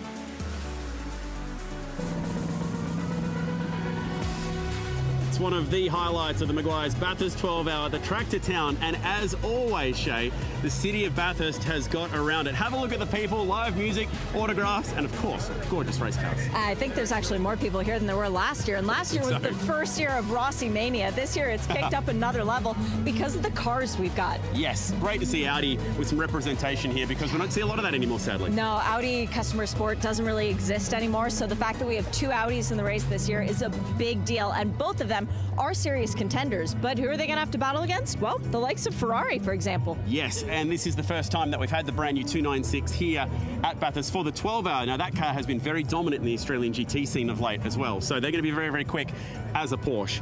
Doesn't matter if it's the Pro-Am version or the All-Pro version, these guys are going to take some beating. Well, and this car in particular, the 91, has Lauren Heinrich. She's a defending IMSA GTD Pro champion. Very quick driver. First time to the mountain. Will not take him long to get up to speed. Yeah, and Yasser Shahin, who brings the bronze element of that operation with his brother Sam as well. Won Le Mans last year in his class, won this event in his class as well. You get the feeling there's going to be a lot of fans here to see this car this weekend. I am a huge fan of this car, the 222. It is STM Motorsports once again. Stellar driver lineup. Last year they came in, they just wanted to mix things up a little bit. They're back, they're having fun again, and I think they might just walk away with a trophy or two. Any car that's got Craig Lowndes in it here at Bathurst seems to go well and seems to garner a lot of attention, as is this car as well.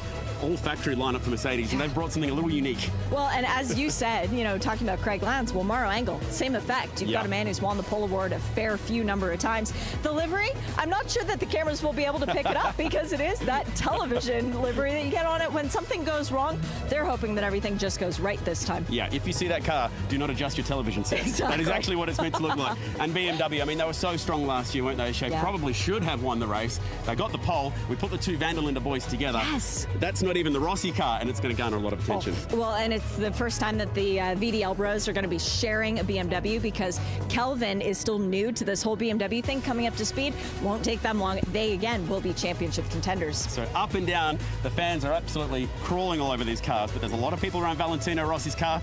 So let's go hear what everyone's got to say about this awesome track to town. I'm very, very happy to be back here in Bathurst. That is one of the most special race of the season. Yeah, it's a great atmosphere. It's my very first time, not only in Bathurst, but in Australia in general. I really like it, to be honest. Bit of a time shift coming from Daytona. It's incredible. I love Australia. It really reminds me of South Africa in a way. The people are so similar. We're all very open-minded, easygoing, and that's exactly what I love about Australia. So, You know, it's so great to come down here in the King's Parade in front of the courthouse with all the fans. Today's an amazing turnout. I can't believe how many people are here. So, yeah, it's so great.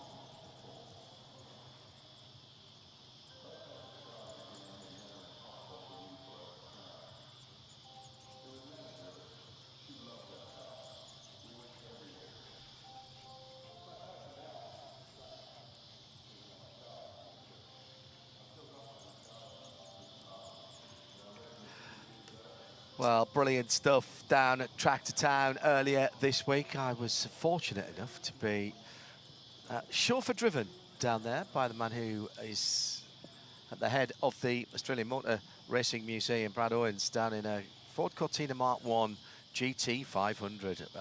Actual car that won this, the big race, the 500 as it was in those days, Chad. And my goodness, it reminds me how small family cars. Brad and I are pretty big lads, particularly across the shoulders. Easy, I knew where you were going with that. Wasn't insinuating anything. And it was brilliant stuff. Just off the racetrack at Merrish Corner, always worth a trip down to the National Motor Racing Museum of Australia. Right now, there's some absolutely exquisite exhibits there. They're going to be swapping them out, and he's already planning for this time next year with a special exhibition leading in to this race. But literally every time I've been there, I go once a year when I'm here, and I have never seen it look the same 2 times that I've been across it. Yeah, that is pretty cool, the way that's curated for a little bit of variety each time. And when you think about how much history's happened here at Mount Panorama as well, good luck trying to fit it all into one building too, because there is just so many tales to tell from this part of the world as well. Not too far away from turning our attention to combined sedans.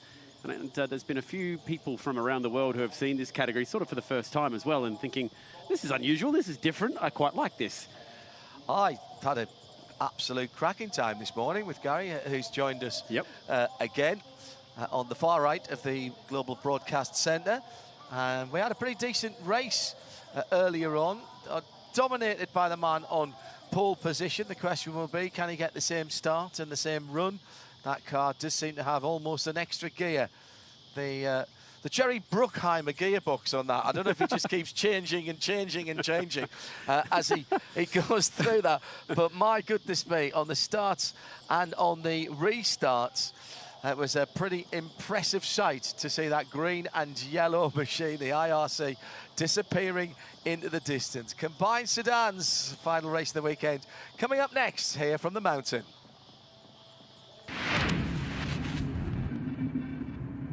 I'm Matt Moran. And I'm Edwina Bartholomew. And we're going to show you Bathurst beyond the mountain. From local beer... That's bloody good. ...to whiskey distilleries. Yeah, nice and smooth. Amazing country pubs. Like the one at Rockley, I heard it's pretty good. Yeah, it's not too bad. Matt, this pub, the O'Connell, has been here since 1865. I used to come here when I was at uni. And the quaint country towns we call home. Fine dining in Bathurst. Boutique shopping, clothes, coffee, flowers. What more do you want? The best accommodation in town. Or as far away as you want. Every turn has a story in Bathurst. So come take a drive with us.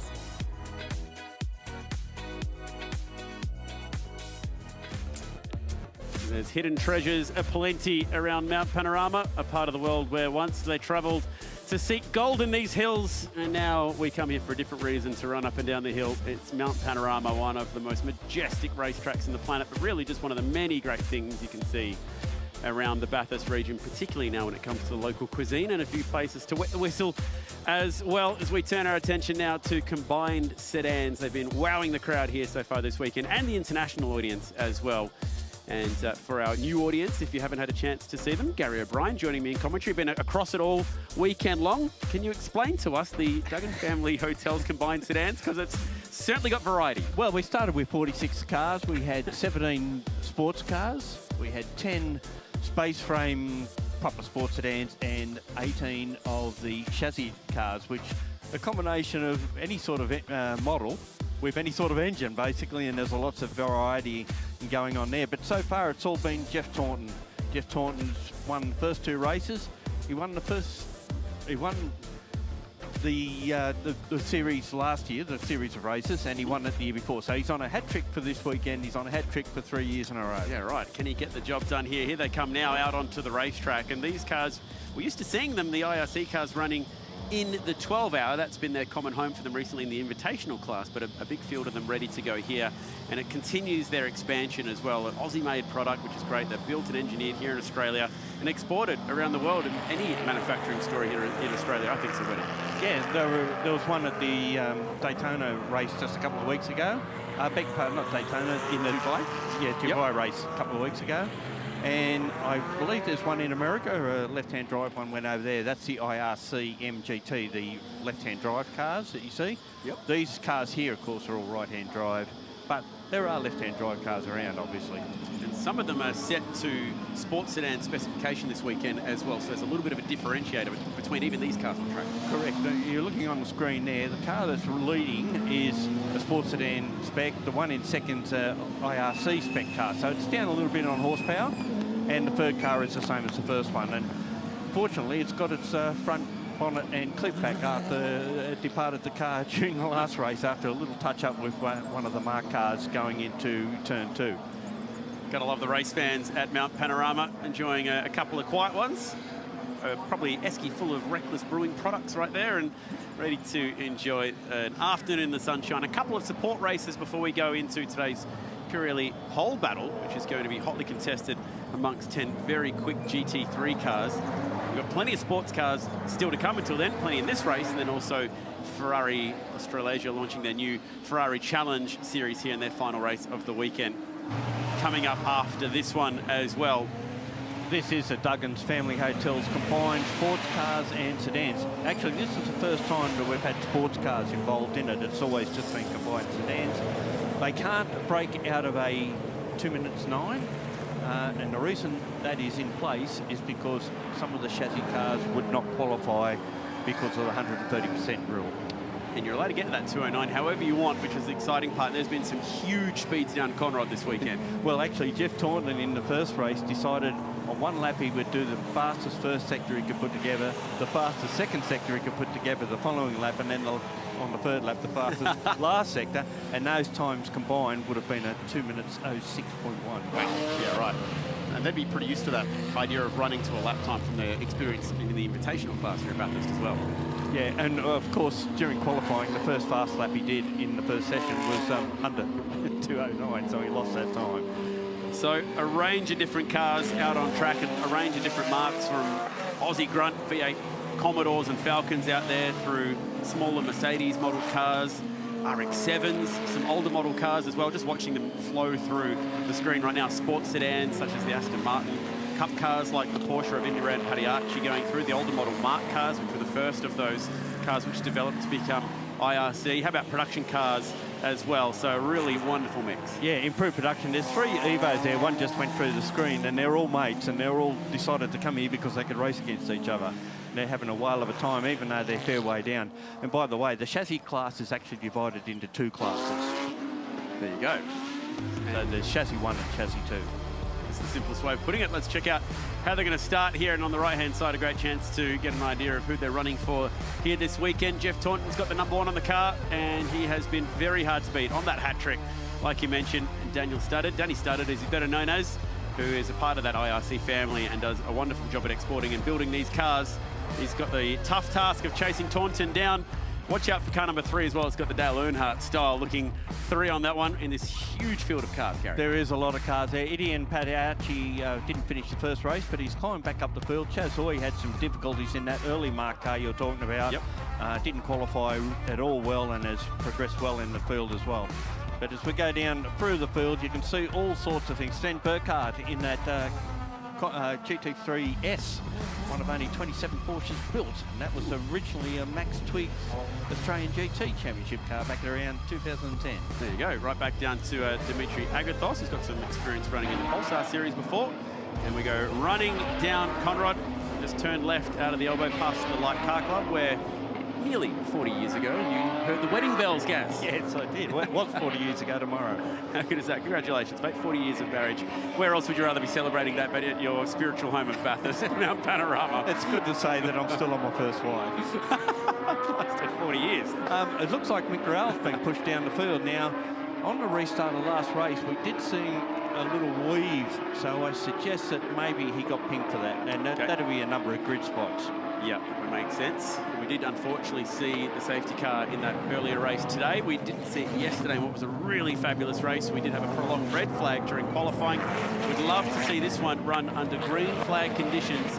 Rolling start, huge field of cars. And just watch the aggression go up for this last race of the weekend. That run into turn 1. So close to disaster yesterday. Almost this morning too, with the two front cars locking up wheels going in. Not wrong, there was a huge big bellow of smoke off the left front corner of Taunton's car. Monstrous field, that is a great shot. We love seeing big, long tails of cars stream to the start line. It really makes you remember years gone by with big, big fields in the 1,000 as we get set for the final time as we go racing. Duggan Family Hotels, combined sports and sedan cars here ready to go for the 3rd and final race at Bathurst. You can see they're getting antsy at the front of the field. Taunton's got the extra horsepower to run it down to the first corner. And unfortunately, one of the IRC cars is straight for running wide. Kazuki missed it by a mile down there at turn 1. So cold tyres, we go running up the hill for the first time, Gaz. Yeah, and it's Taunton out in front now, and looks like Sven Burkhardt has had a problem, didn't get off the start, but I reckon they can get that car out of the way before they get around again. Started in 2nd, Lacey 3rd, and then it's the series sponsor, well, the category sponsor in Mark Duggan up the 4th. After he didn't quite start the first race, he had to start from the rear of the 2nd. Made great progress so far. Yeah, moving through this field in that beautiful Aston Martin, but from here it's going to be pretty hard to pass some cars ahead of him because what he's got up the road, those IRC cars, a lot of poke in a straight line, and from here in particular, they're so good at climbing the mountain. First lap, last race, and here we go across the top. Well, that was close, wasn't it, for Duggan, a little bit high and dry under the tree.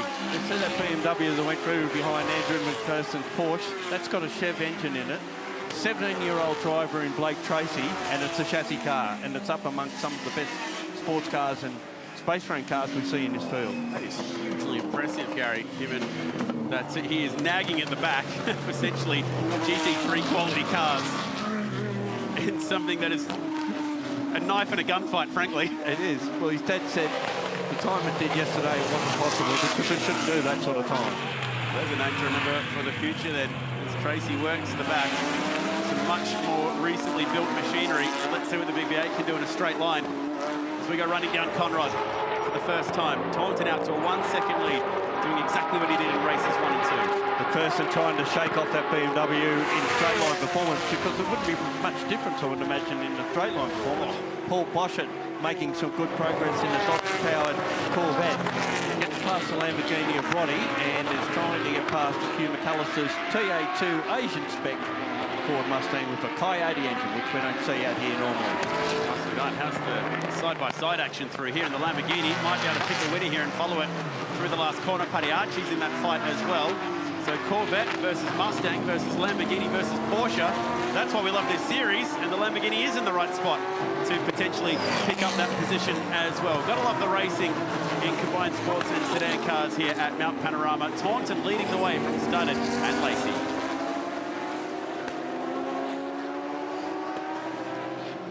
This Gary side by side and 3 wide up Mountain Straight. Hold on. Lachlan Harburg's gone past a pair of them, and Kasulki on the comeback trail after going off at turn 1 or going wide is right behind them. Lucky Harburg moves so far of the weekend. 3 wide, and that was all about the exit that he got out of turn 1 with the 2 ahead of him scrapping it away. Paddy's has raced Harburg plenty in Porsche Sprint Challenge before, and he just got shown a very clean set of hills up Mountain Straight. Well, Harburg was in the fight with McPherson in the earlier race, but spun at the last corner of the last race, in the last lap. Unfortunately, finished down the field, so he's on the comeback as well. 2 for 1 going to Mountain Straight's a pretty good way of getting yourself back up the field. Replays of the start. It's just got the extra poke, hasn't it, Carl? It does. It's got around 80 to 100 horsepower more under the bonnet, so that just helps it get away. And it's been blistering, as Hindy has said previously. That thing's been a rocket ship off the starts. That was not so much cold tyres, but cold brakes for Kasulki down there at turn 1 on that opening lap. And here's the battle coming into the last corner again with Boschert on the outside. Roddy trying to pick a winner as to which lane he should follow, and actually set it up quite nicely to get to the inside of the Trans Am. Yeah, and Roddy said of this car, he's driven a lot of GT3 cars, he said this is the best one he's ever been in. And McAllister off the road going up Mountain Straight, and this is where we see Harburg go past a pair of them. Had to commit. Kasulki thought about it, then had to get on the brake. That gap was rapidly closing. Fight for second is on. It's Lacey and Studdard with the Ricardo West dive from absolutely nowhere, gets second place back. He's got ABS, whereas the number 78 doesn't, but you can see the difference in straight line performance. There's the ABS back again on the outside as he goes out a little bit later. So he's got his nose in front out of turn 1, but here comes the horsepower to make life difficult again up Mountain Straight. Now, if Studdard just commits to the defensive side of the road... Well, Lacey would have to get past him and then pull to the right. So he does. Past him. Can Studdard get it back under brakes on the outside? Not quite. He draws level for a moment. So that battle. Took a while, but he's got the move done. And again, side by side now up towards the cutting. It's a brave spot to make this one stick. You can just about see his thought pattern there. Danny Studdard ultimately getting out of the throttle, falls back in behind him. It'll be close across the top, but there won't be another opportunity to pass until the elbow. And even then, Lacey should be able to cover himself, and by the time he gets down to the chase, he should have a fair go. It's where he passed him on that last lap, initially. That's the Repco wall cam. Plenty of commitment from these two. 2:09.8, by the way, for Taunton, so nice and close to that 2:09 barrier. Managing the gap, and it's 7.7 seconds. It's impressive in 2 laps of racing, 2.5 laps of racing to open up the 7.5 second gap back to the chasing pack. Lacey Studdard dug in 4th. That Aston Martin. Here's that spot, he throws the block, just like you thought. Studdard will get the exit, but there's just absolutely no battling the extra horsepower down front. And it's a case of see you later as he heads off towards the chase. Top speed as well. We'll actually check it out here as we go through the speed trap. It'll be somewhere in the vicinity of nearly 290 kilometres per hour, 285 on that occasion. And that's 22 Ks more than what the IRC MGT did. 289 kilometres now for Paul Boschert further back in the Corvette.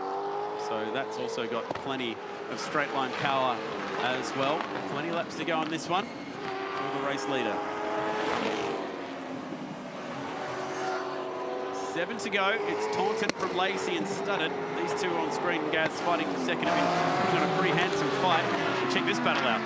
This has been going on for a couple of laps now. Boschert, Roddy, Harburg, and Harburg just ahead of Paddy's in the 2 Porsches. Kasulki, I should say.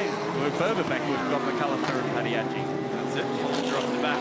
Trying to close the gap between these cars. Not a lot separating them at all last time by in either lap time or position on the road. First, he's got some speed, 2 minutes 12.8, quicker than Duggan, one place ahead of him at least. And then back to these guys with Boschert and Roddy doing 2:15s and 2:14s in that last lap. We see Kasuki has narrowed that gap to that group now over the last couple of laps. Making up for lost time after lap 1, turn 1. He'll have plenty of straight line speed, but he's got something of a roadblock up ahead of him. And that BMW is still well ahead of them as well. Small flash of flame out the bottom of Boschert's car for a moment, the exhaust. Just off, when he's off the pedal, that does that. He's been doing it all weekend, basically. He did have a small problem in race 1, didn't he? Yeah, ran out of fuel in the last lap. I'll change that to a big problem then. Well, I think that they might just get to the finish line in this one. That was the problem. Okay. He was hoping for if there's a safety car, he should make it home. So will he have to try and conserve at any point to make life worse? He's really the prime mover on this big semi-trailer behind him. He's doing all the pulling at the moment, which is going to use up even more fuel. A chance to duck in behind these cars in a straight line. Another one is just coming in the side at the top of our picture there. John Hollinger, a Hollinger gearbox man. Yep. Making his first run in an IRC car this weekend. Cool to see that famous name. Speaking of Aussie manufacturing earlier today. Of course. And here comes Padiachi. He's got the run on McAllister. Very different race cars. And makes that move stick. Both left-hand drive would be about the only similarity between those two things. Yeah, engine's in the wrong end, or right end, depending how you look at it. True. Nicely done from Rick Forklifts, 35 Sydney Sider. His son Devarshan not running in the 12 hour this year, but we've seen Devarshan do plenty of driving in the 12 hours in the past. Actually made the top 10 a few years ago as well, which we'll be celebrating later today. Taunton, Lacey, Studdard, the top 3. Duggan, McPherson, Tracy, Boschert, Roddy, Kasuki and Harburg rounding out the top 10, halfway home.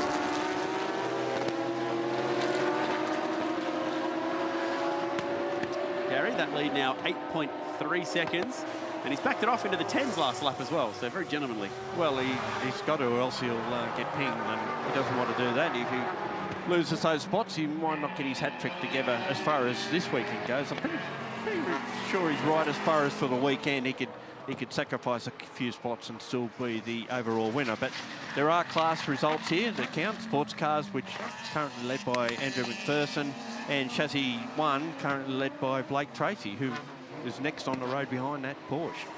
Here's some different cars on screen. There's the Charlie Curry supercharged Honda Civic K24 engine.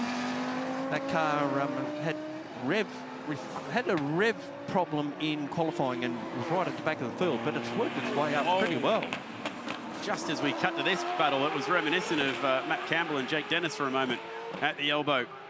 As the block was thrown, he's quite keen on keeping Danny Studdard in his mirrors at the moment.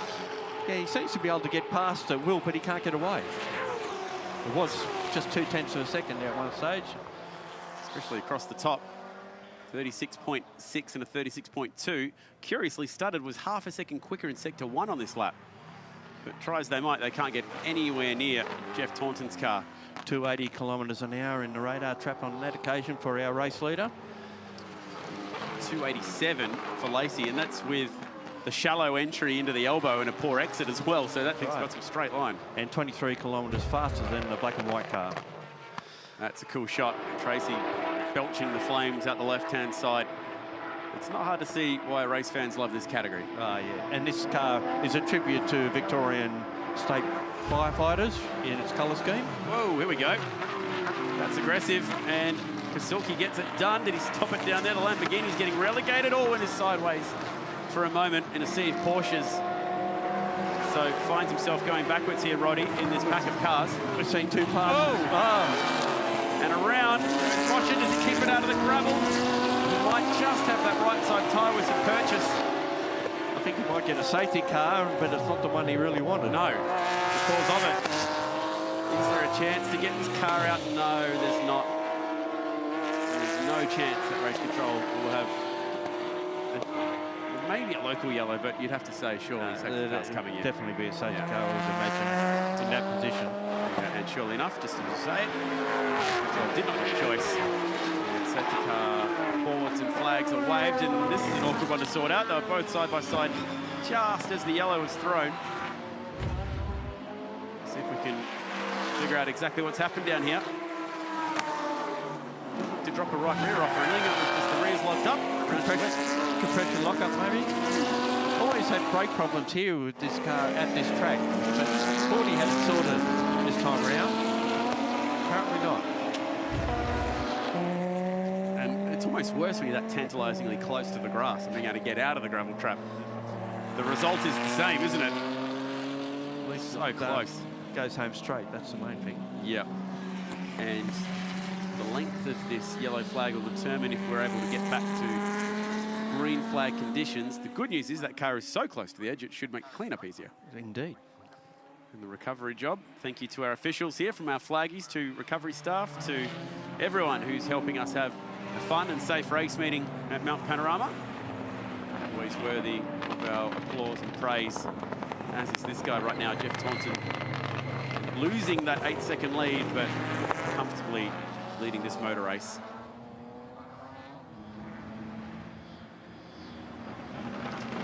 Blue skies here at Mount Panorama, final race of the weekend for our Duggan Family Hotels combined sports cars and sedans.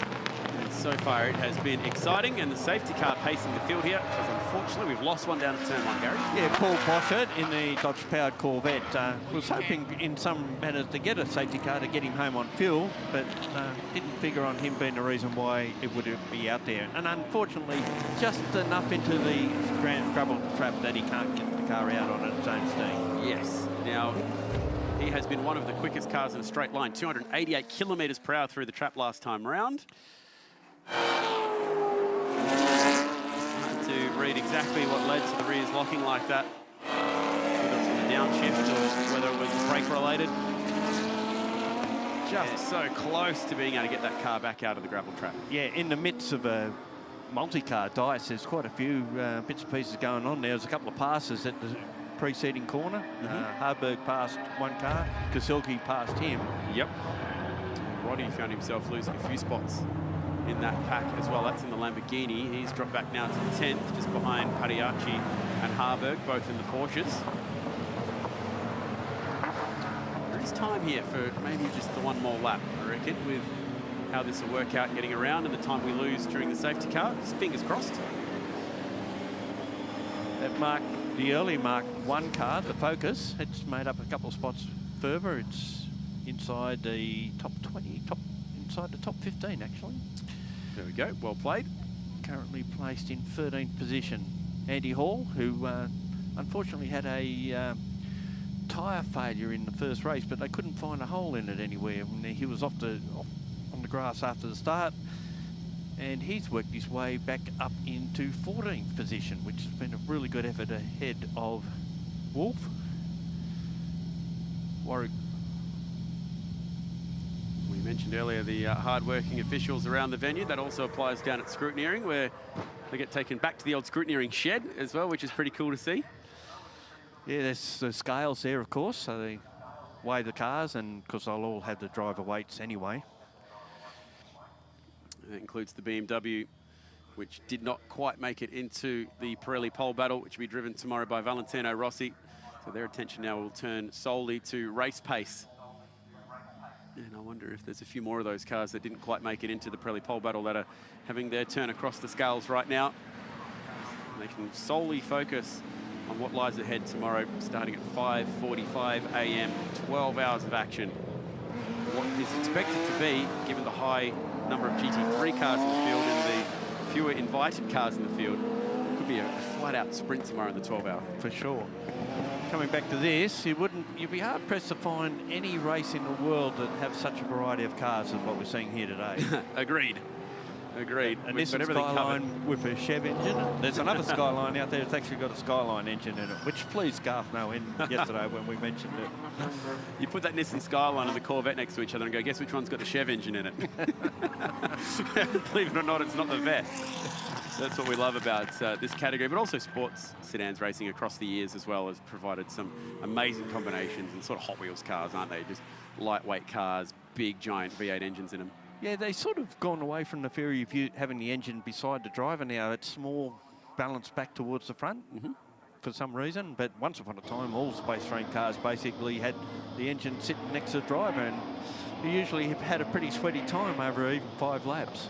Yeah, extremely hot cabin conditions in some of those sports sedans that were famous throughout the 80s and 90s.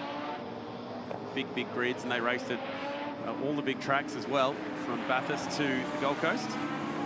Was there one lap car in the mix here as well?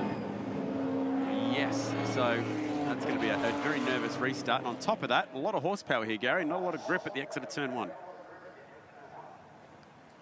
good news is, I think we're going to get back to green flag conditions. The bad news is, if you're in that lead pack of cars, you'd be very nervous about putting the right foot down there. You'd want to hope that someone on the radio has told you that there's a lot of sand down on the track in that corner, because that'd be like skating on ice going across that. Very dirty racetrack at the exit of turn 1, but the good news is the officials have deemed it good to go. Lights are out in the safety car. A run home to the checkered flag. Next time by, there'll be 3 laps to go. We'll just have to wait and see if we go slightly time certain or not, but should get at least 2 in, maybe the whole 3. Taunton bringing us back to the green, which is waving right now, so it's up to him when he goes. He's gone. Yeah, and with the lane separating him and second place, Lacey, in third place, Studded, and they can't pass yet until they get to the control line. He is going to disappear on everybody. He's absolutely out of there. Check the lead out. It's already 2.7 seconds as he gets down towards the first corner. Beautiful start from Taunton. Now Lacey, Studded, Duggan, and the rest of the cars can get through and driving, thankfully, over the slippery stuff okay. Racing again. Duggan Family Homes supporting, Duggan Family Hotels supporting us here this weekend with combined sports cars and sedans, and giving us plenty of love over the last few years to bring some amazing cars. Mark Duggan from the screen right now. Thank him for his support. And Tracy's wide, about the only mistake we've seen him make so far. After all that wrapping work done, but he's held on position. Wow. And the Porsches are battling hard. Paddiacci and Harburg, I noticed they were almost side by side, and almost had Roddy into the wall. How did he get away with that one? I thought that was going to be pinballing the Lamborghini along the side of the cutting, then somehow got it turned in. That little reset here in this race, guys, it's really caught a few drivers out. Oh, Tracy all the way to the Ripco wall cam. I'd be amazed if he didn't at least graze the fence then. When you're 17, you don't have fear. No, apparently. It's not in his toolbox, that's for sure. Down through the dipper. Duggan's ahead of Studded as well. We didn't see that move happen. Yeah, he's got through one of them, and then they'll split the lead pack up here a little bit. Missed out on race 1. They had a crack in the block. So that engine's a throwaway, or a bone anchor, as we used to always say. Yeah, right. But now fully motivated and wanting to go as far ahead as possible. He certainly moved away from that IRC car down Conrod Straight.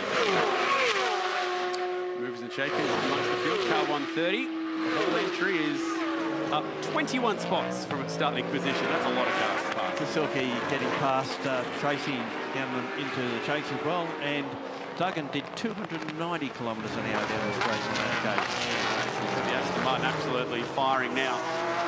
Kasilke up to 6 with that move on Tracy. Tough restart lap for the 17-year-old. The faster cars ganging up on him. McAllister into the pits. Yeah, so dramas for McAllister, who's running in that lead pack. They thought they had an alternator problem earlier, and it might have flattened the battery, so that could be the reason why that car's in there. It's a logical one. Yep. Skyline in the mix. Plenty of horsepower past the BMW. Greg Boyle passing Michael Cabbage. Now that's a 6-hour car, obviously getting some well-needed laps in before coming back at Easter. That's a handy way of running a test session. Energy 50 of Paul Gregory was in there as well, moving forward. This is interesting. Now we've got a battle for second place between Lacey and Duggan. Good news here, guys. Despite that safety car, there's enough time in the program, I believe, to get both these last laps in. I reckon it's great stuff for these teams. I'll relish the opportunity to get all 10 laps in here today. So we've still got plenty of battles going on between the different classes. And at the moment, it's space frame versus space frame for second. And even Studdard's in this die still. The problem is he will lose out on the long straight down to Caltech's Chase. You can see how much he's having to try across the top 8 just to keep up with the high horsepower cars. But unfortunately, he gets to this part of the racetrack and they just seem to get smaller out of the windscreen. Yeah, similar problem for the Porsche in the background too with Andrew McPherson. GT3R, very special spec Porsche. Tracy, and this will be Roddy in the background. And nice move further back, although not without a small little rub. Andrew Hall getting past Hollinger. Make that 22 cars now. He's doing really well. Flying through this pack from 33rd up to 11th in this race so far. Former mechanic in Formula 1 with McLaren. Also worked at Perkins Engineering and John Faulkner Racing. There you go. Nicely done. And pretty handy getting up on the wheel and passing some cars here this weekend. 5.8 seconds, that's the lead from Taunton to Lacey. Duggan still with him. Last lap, of course, for these guys. Yep, as we journey off for the last time around Mount Panorama. Fantastic racing across the 3 days so far for this category. There are 3 races. This will be good on the outside. And he's done it. Nicely done. 31 years after John Bowe got passed around the outside by young Craig Lowndes there. He's put off the same move. Jamie Whincup tried on a Mark Winterbottom, it didn't work. Didn't quite work out in the year 2013, but in the year 2025, it's worked a treat here for Mark Duggan. And out of nowhere, he's got himself to second in the motor race. And this has really ignited this battle. I know someone will be very tickled about that whole move. Kerry Bailey, the former owner and builder of this car, won the 2012 National Sports Sedan Championship in it. So he'd be very tickled to see it going so well here today on Mount Panorama. Beautifully executed, wasn't it? Rusting in that brake package, but it's not over yet. 290 k's an hour down Conrad last time. Commitment from Lacey. He's really probably going to get this done at the elbow here, Lacey, because the Aston Martin should have the grunt down Conrad. Looking at the speed trap so far. Does he launch an attack here? The move is covered by Duggan. Because it runs the SP2 NASCAR block, whereas it's a crate engine that's in the car behind him. It's very technical for this time of the day. We're in far into the afternoon on a Saturday, so that's completely acceptable. 6.5 seconds, the leader is up the road from this battle. One last time from the speed cam. Are we close enough? No, not this time. 1 corner to go. Range up to the back. Just 2 kilometres an hour difference down Conrad on that occasion. But here's our race leader coming into the final corner. Beautifully done, completing the hat trick. That's what he was here to do. Jeff Taunton gets the job done. Beautifully driven with a 5-second gap. The fight for second goes all the way to the wire. Duggan gets it by 0.2 of a second. Great drive, past a lot of cars in the last 2 races. Hariachi putting the youngster to the blowtorch in the last corner. But the BMW is just going to hang on. The Porsche's got the endurance, but the BMW's got the speed ahead of the Lamborghini. And Roddy finishing the top 10. Hope you enjoyed that at home or wherever you're watching around the world. And we thank Duggan Family Hotels for their great support. A really great category. Yeah, 4 years in a row that they've supported this race, and also to Ripple Strip Motorsport, who have put this event on for the last 10 years. Although it started out as a regularity, it's developed into what we see today. Huge field of cars that we had across the course of the weekend. Andrew Hall from 33rd up to 11th. So close to getting himself in that Porsche inside the top 10. Thank you, Gary, for your help across the course of the weekend and hearing your wealth of knowledge. Well, Frank, I'm glad to be here and glad to have such esteemed co-support, anchor support from you guys. Thank you, mate. Well, that is our combined sports cars and sedans out in the paddock right now. I'm going to catch up with Shay Adam, and I believe she's found an absolute legend of international motorsport. I'm the luckiest girl in the paddock right now because I get to chat with Jacky Ickx. Jackie, Bathurst has been very kind to you over the years. 2 trips here in race cars, very successful. Coming back though with Hyundai, what's it like to now have this fan favorite car? Well, I must agree with you, yes. I have been granted by Bathurst, granted by Alan Moffat and Ford at the time. And we are talking about 48 years ago, so it's a long way. Yes. No, Yes, I am again granted because being a brand partner of Genesis, I had the chance to drive that incredible monster in a way on the track. And you have to know that Bathurst, it's a very difficult and very demanding track. It's one of my favorite in my life experience on race courses. But also, I understand why the people are so keen at Bathurst, because we are all belonging to the same community of those who have passion for motor racing. And when I see all these people today on the track, we are privileged, because if you don't have the passion of the people outside, you have no race and no drivers. So yes, that was outstanding, and life is beautiful. I want to ask you one quick question. What is it about Bathurst that is so special from all the circuits that you've raced on? Definitely Bathurst has an atmosphere and probably even, I would say, a soul. And the soul is created by the human or belong to the community. Whatever they are, the drivers, the mechanics are very important, engineers, because if you don't have the right car, you can't win. But all those people who have the passion for motor racing, it's fascinating. And remember, in Australia, you have so many great champions. Whatever you speak about motorcycle or cars, you have multi-Formula One champion.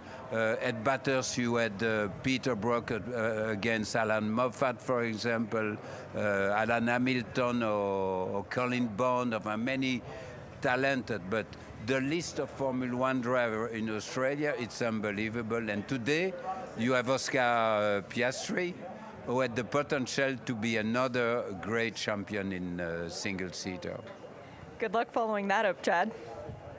Yeah, exactly. He's a tough act to follow, Jacky Ickx. Thank you very much to Shannon down there. We need a quick break here, but we've got some Ferrari action coming our way. Speaking of beautiful sports cars, Ferrari Challenge Australasia, and on the other side of this, you'll get to see the luckiest guy in the world, me, because I got to drive these things last month. That's coming up on the other side of this.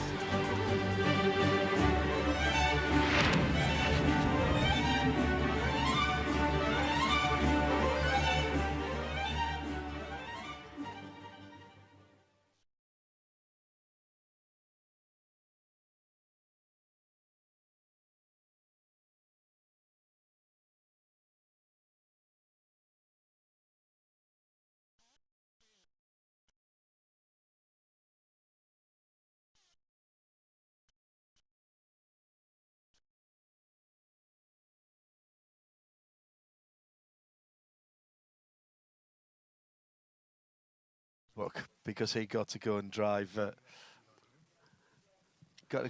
Ferrari Challenge car.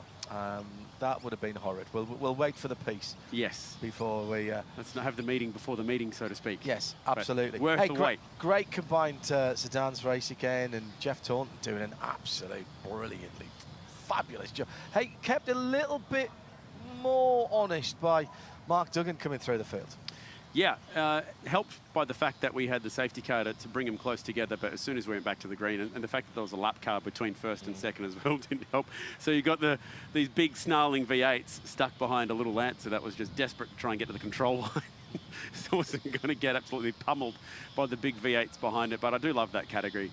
Just the variety of cars and the fact that you've got big flame-throwing V8s in the mix as well. I didn't see this earlier. We've actually got a car that got stuck in the gravel as well down there at the last corner. That's Charlie Curry in Honda Civic, isn't it? That's been dragged out of the gravel trap at the final corner.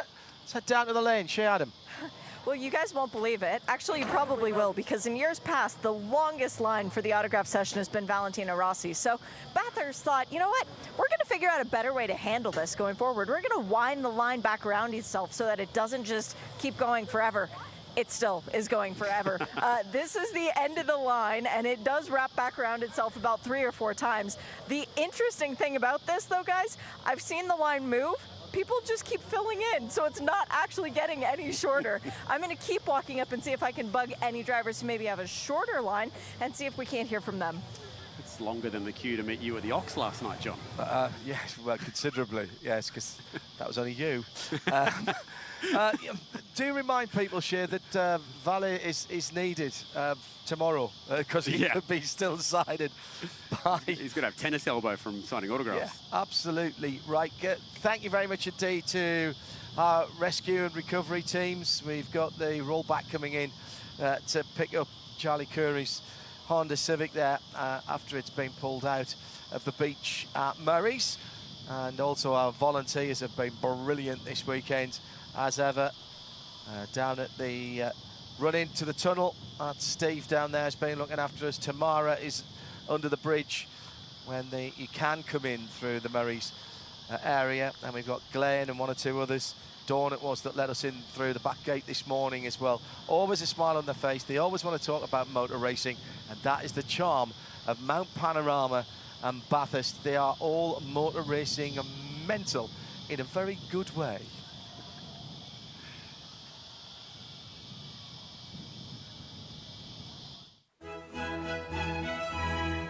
Few brands can claim to have a motorsport heritage as rich as Ferraris. This weekend, a new chapter of the Scuderia's story will be written across the mountain as the latest branch of Ferrari's One Make series will be introduced at Bathurst. Welcome down under, Ferrari Challenge Australasia. But as you've probably figured out, that's not Bathurst. This is the Circuit of Monteblanco in southern Spain. I've been lucky enough to come here with Ferrari to acquaint myself with the brand new 296 Challenge before it arrives in Australia. And as you can probably tell, I haven't come here just to look at it.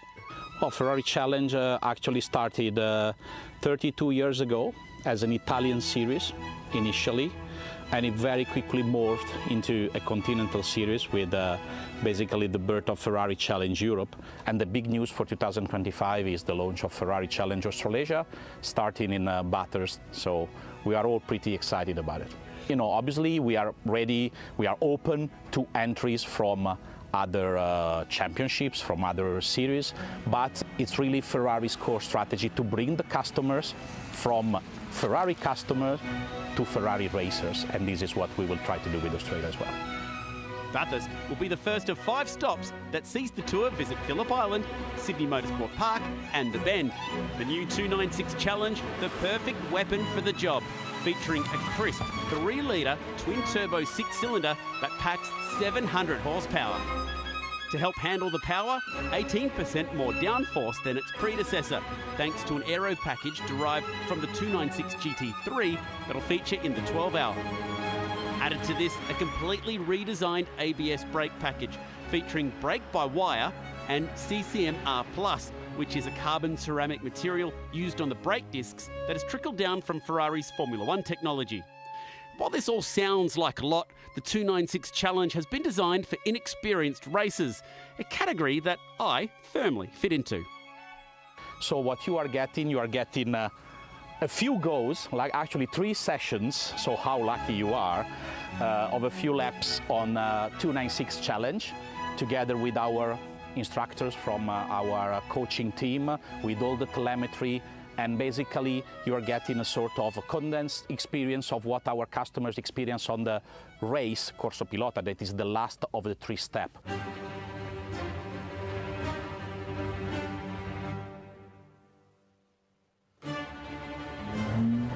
Wow, so here we go. First impressions of the Ferrari. Oh my God, wow. This is not only the first Ferrari race car I've driven, this is the first Ferrari I've ever driven. And you can feel the heritage, and wow, you can feel the grip. As for braking, feel this, ready? Bang! Down the gears, 2nd gear, late apex, turn it in. This car will do 260 kilometers per hour down the front straight down here in Spain. Cannot wait to see what it could do down Conrod Straight. Now it was time for some coaching and a chance to learn about how to extract more speed from the car and myself. Go, go, go, go, go. Brake it hard. Turn the brake. Good. Close the wheel and open it up. That's good. Excellent. between each session, we paused to look at telemetry, see where improvements could be made. The day became less about the car and more about the driver, with instructors getting just as much of a kick out of my improvements as I was getting, which is a real tribute to the Core Supporter program. Release the brake and carry the speed. Back on power, open up the steering. Excellent lap, very good. Beautiful. We finished the day seeing exactly how the pros do it. Before one final chance to drive the car solo, alone with my thoughts. All I could say is, wow, this has been such an amazing experience to get to know this car, to see what it's capable of, to sit with the instructors, analyze where I could be faster, analyze where my performance could be better, analyze where I could find more from this car. It's got so much more that I frankly can't give it, but this has been an incredible day here at Circuit Monteblanco, just outside of Seville here in Spain. Something I'll never forget, and as I get to pull up in pit lane one last time, I cannot wait to see this series launch here at Bathurst. It's going to be a lot of fun. And all I can say after doing that is, grazie Ferrari.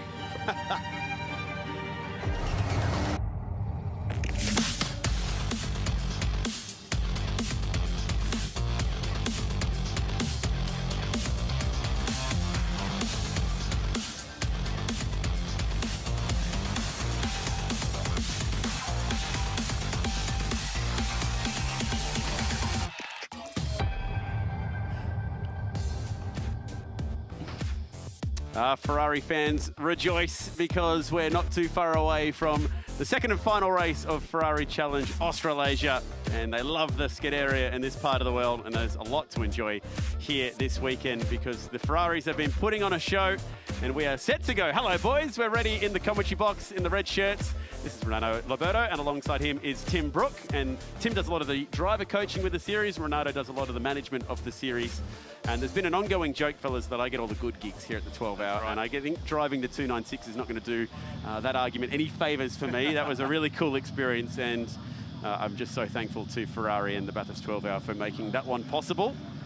You guys know how to drive race cars. I don't. So I'll let you guys stick to talking about how to drive these things. But so far, so good through the sessions that we've had. Great qualifying session this morning. We even got into the 207s for pole. Yeah, it's amazing pace of the team this morning, and everyone's super hyped for this race 2 today.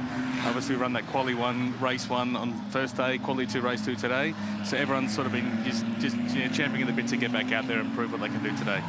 Sausage rolls are getting handed out up in the Ferrari area, and the hospitality is all part of the amazing experience that you get when you work with Ferrari around the world. This is very much a global series. It started back in 1993 in Italy. It's expanded out to just about every corner now of the globe. This is the 5th series to join Europe, North America, UK and Japan. It's our very, very own. There was an Asia Pacific series which did run a few years back. Unfortunately didn't make it through the COVID period. But we did see Ferrari Challenge visit Albert Park as a support category to the Grand Prix with big healthy fields there. And looking forward to seeing how this series can grow. 5-round championship, Bathurst, Phillip Island, a couple of rounds at Sydney Motorsport Park. And then September it all wraps up at the Bend.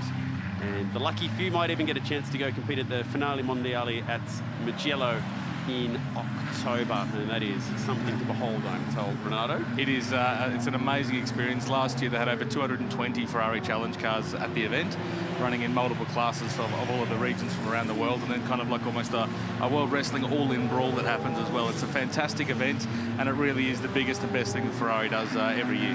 Now, if you've been watching the streaming of the Bathurst 12 hour, you may have seen yesterday's race, but if you've just joined the audience for the weekend, a quick recap, Tim, of what they may have missed yesterday through that first race, because it was hot at the front, and this very corner that we're looking at right now from the Repco Warcam is essentially where the race was won and lost. Yeah, absolutely.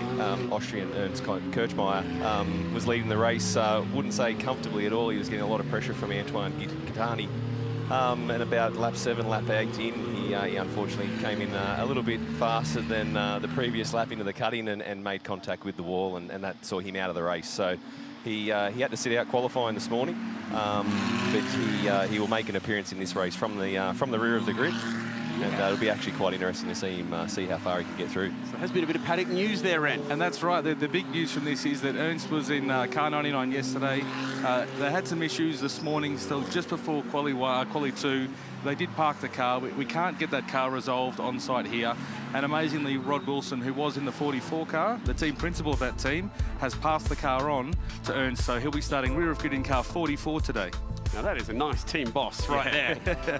Well done, Rod. That's fantastic to see. So he's had a chance to play in these cars this weekend and learn a lot. Antoine Gattani has been the star of the show, starting from the pole. And there's Ernst Kirkmeyer starting off the back. He's moved to the 44, the 99 out for the weekend. So the 14 cars ready to go around this awesome Mount Panorama venue. And they've been really creeping up on the speed so far this week, and we've seen huge gains session to session. We saw that again earlier today in qualifying with Enzo Cheng, really the star of the show, getting pole in Copper Shell and really pushing Antoine Gattani to get into that 207 bracket. Right. And Jared Ferrari, yes, that is Jared Ferrari. We do have an Enzo at one end of the field and a Jared Ferrari at the other end of the field. And he's in the 488 starting on pole for that class. It's the older model Ferrari out there as well. So lots to play for in this last race. Can Antoine Gattani get the perfect weekend? That is what he's fighting for. And Enzo's really shown his speed in that quali 2 this morning. Also Cameron Campbell, both Tim and I have seen some data. Cameron's the only driver to have gone completely flat through the chase up to this point in time. Oh, really? Yeah, completely flat through, and 2G under brakes, which is about the peak of what this car will do. Incredible effort by him, really extracting the performance out, sitting down with his coach, Josh Buchan, for a little time here. Obviously, Josh also running in the GTs this weekend for the 12-hour. Coaching Campbell in between, really trying to make sure he can extract that performance for the whole lap. So look out for him from P5, as he's going to be on a charge trying to make his way through as well. Nice. Campbell is going to do the entire series, I'm told, which is why he decided to move away from doing the 12-hour this weekend, focus on doing this one as well. And if the roll-up does look a little odd, Ernst off the rear of the grid does need to leave that 15th spot free on the grid, as that car has been withdrawn from there. So there will be a gap on the grid alongside him, rolling up for the start.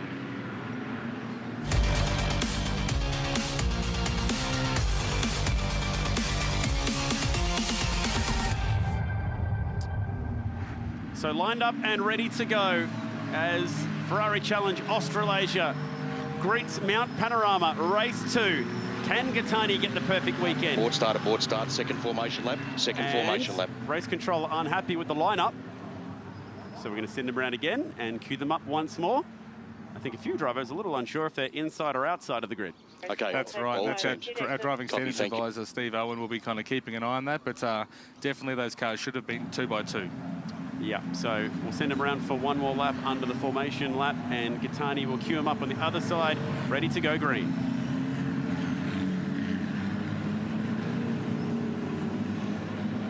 So, disappointment. Obviously, that'll mean one less lap.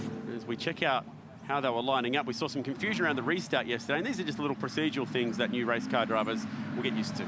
That's right. I mean, they should have their engineers and coaches in their ear at this point in time on radio, calling them into those positions. But it just looks like they're off row 3. That might be David Fresh, who was sitting behind instead of alongside.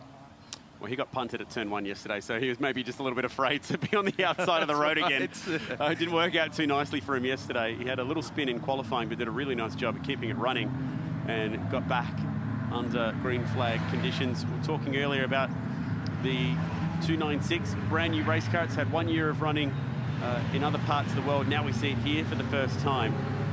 It steps up from the 488 Evo. It's the 9th model of Ferrari Challenge car to be introduced into Ferrari Challenge Trofeo Pirelli around the world, dating back to 1993. The good news is it's also the most powerful, which is interesting because it's the first one to run a V6 engine and not a V8.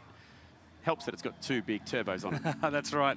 And where it differs from the road car, which many people might think is a little bit different, being it's a race car, it doesn't have the hybrid system. So the road car does have that hybrid powertrain, and they're giving it 800 horsepower. They have dropped that system out of the race car, so it is just V6 twin turbo. But still, 700 horsepower is a healthy number to have in any race car. Absolutely, to go with the 740 Newton meters of torque that come with it. I'll send him around one more time. Steve Owen is our driving standards observer for this series. We saw a quick shot of him up in race control, helping the drivers find their position in the lineup. He spent a bit of time driving this car at the Bend at a media day where guests were invited to come and go for a hot lap in the car, as well as just check it out and learn a little bit more about the vehicle. Filippo Zanieri was flown down for that one as well. He's Ferrari's Challenge Business Development Manager. Antonello Colletto is also here this weekend, Global Head of Endurance and Corsa Clienti as well, which is pretty much everything Ferrari outside of the Formula One universe. Is the easiest way of explaining that. So that's also a job for him this weekend, to keep an eye on the two GT3 296s that are running this weekend in the Bathurst 12-hour. Rolling down Skyline, get them lined up. Hopefully, chance to go racing.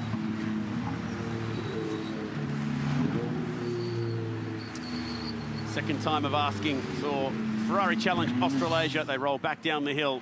Antoine Gattani, top of practice one, pole in both the qualifying sessions and a race one win. There is just one more session for him to finish P1 in, and that is not a bad debut race meeting if he can do it. That's right, and Chad, probably the one thing just watching the cars roll through here was obviously off the rear of grid. We spoke about Kirkmeyer. He had pace in race one.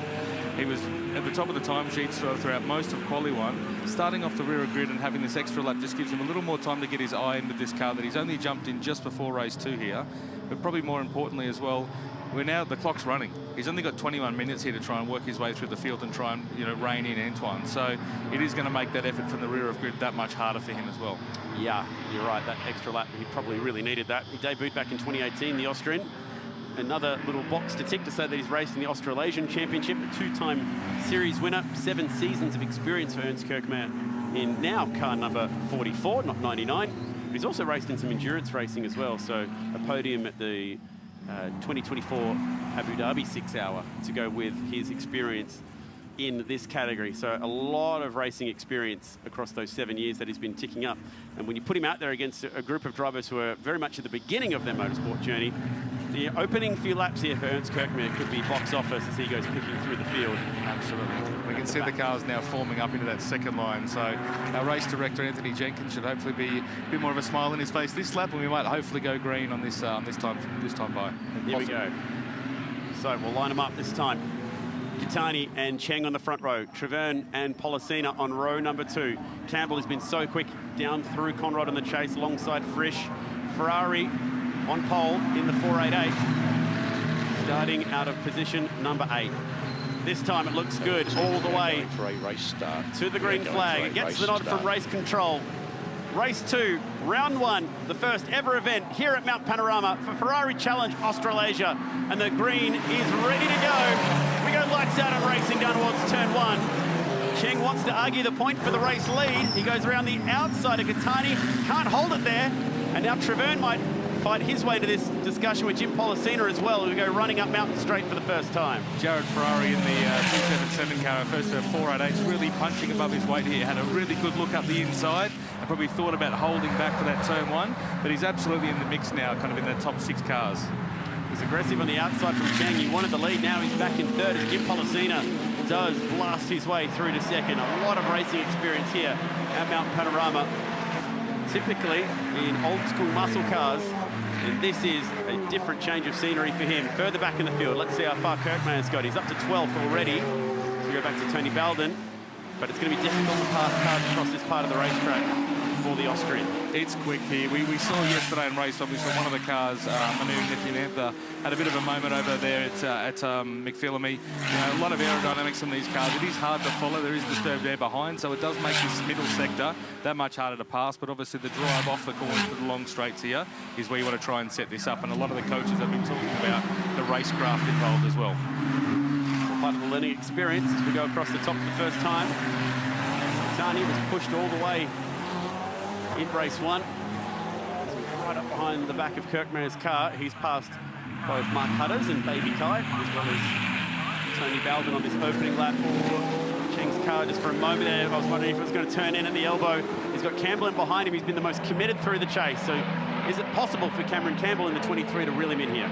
And also Jared Ferrari in P5, just waiting behind as well. He might be able to pick up a couple of scraps here. If they get in each other's way and kind of hold each other up, Jared Ferrari might actually close in. It is a mammoth effort for him to be in P5 at the moment, running in the 488 Challenge Evo. Jim Pollicina, 292 kilometres per hour through the chute down towards the chase. Campbell got close to the back of Cheng's car, but not quite close enough to make the move stick down there. And there is Ferrari Jared Ferrari, that is, from Perth. Connected to Barbagallo Ferrari over in Western Australia. Familiar name with motorsport on the West Coast. As the move is on further back in the field, and now he's got to wriggle on. These are the moments where he needs to maximise down in the last couple of corners. Inside the top 10 now. Phenomenal first lap from him. And as he said, a seasoned campaigner in these cars. Still coming to grips with the track a little bit from day one. But probably the other thing is as well, now he's got some clean air. He can really reel in those front cars without so much traffic to kind of work through, and hopefully pick off those cars one by one as he works his way through the middle sector on this lap.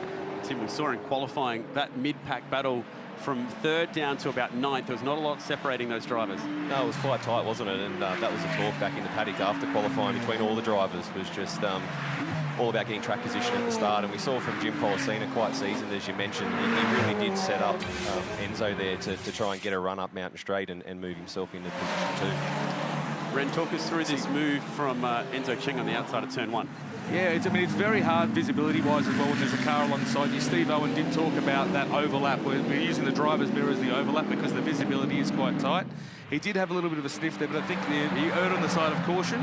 But what that's done is just fed him straight into the path of Policina there to get that, David Schwern there to get that move done nice and neatly around the outside at turn 2. Yeah, this is way too much experience for a guy like Policina who's raced a lot of cars here. So able to cruise on through, but he's not sticking with Antoine Gattani. Have you had a chance to look at any of his data this weekend, Tim, and what Antoine's been doing? Yeah, I have, mate, and some of what I'm seeing is actually quite impressive for Antoine. That's not necessarily inexperienced, but hasn't done a huge amount of racing, as we mentioned. And yeah, compared to some of the other guys, a lot of what we're seeing with Antoine is just the confidence, a bit like Ernst, is confidence that they have under braking. And it's a shame that Rod Wilson isn't out here. I'll go back to Rod because on the braking, I was talking to Rod, and he's driven everything from a V8 to a Formula 1 car. And he said that he's never lost his tummy under braking as much as he has this weekend with this car. He said you still get that feeling on acceleration, but he said under braking is what's truly amazed him, just how well these cars are pulling up. And a perfect example there by Ernst of how good these cars brake. I mentioned before 2G, but with the CCMR, the carbon ceramic braking system that these cars have and fly-by-wire pedal, it really gives the car a lot of bite at the end of braking, not just at the start as well. So it does maintain an incredible amount of braking and speed reduction throughout those long brakes in these long straights here. Yeah, and it stays consistent due to the electronic aids that it's got with that fly-by-wire throughout the course of the stint as well. And I wonder if that fly-by-wire braking is actually what's helping Antoine Gattani. You talk about his confidence under braking. He hasn't driven a host of race cars before, so he won't notice how different this brake pedal does feel to another race car. That's right, and that's the big thing with a car like this. It is accessible to both ends of the spectrum of people on the way into race cars, but also on the way out of challenge and say into the GT3 program with Ferrari. So it does give people that confidence to push the car with ABS and traction control to really kind of learn the limits of the car at any level. 2 minute 10.5, his fastest lap of the race so far.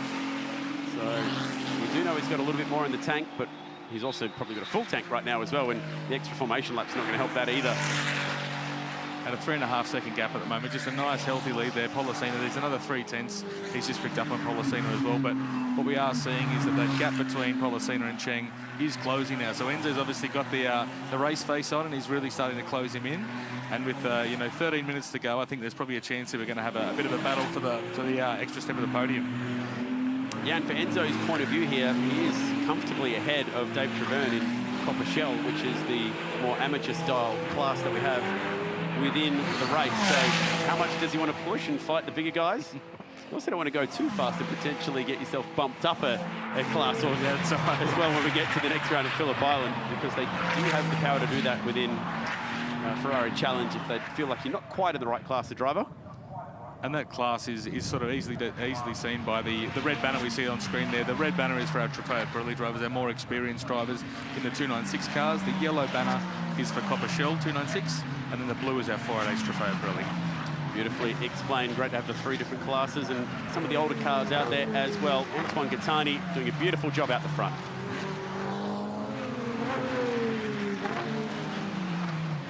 That lead is 4.5 seconds at the moment. The gap between Policina and Cheng sitting at 1.6 seconds. Nearly a 3-second gap back to Campbell, who's still sitting comfortably ahead of Jared Ferrari. And that mid-pack has spread out slightly more. Not a bad fight back further in the pack with Taguchi, Hutters, and Baby Kai further down the order as well.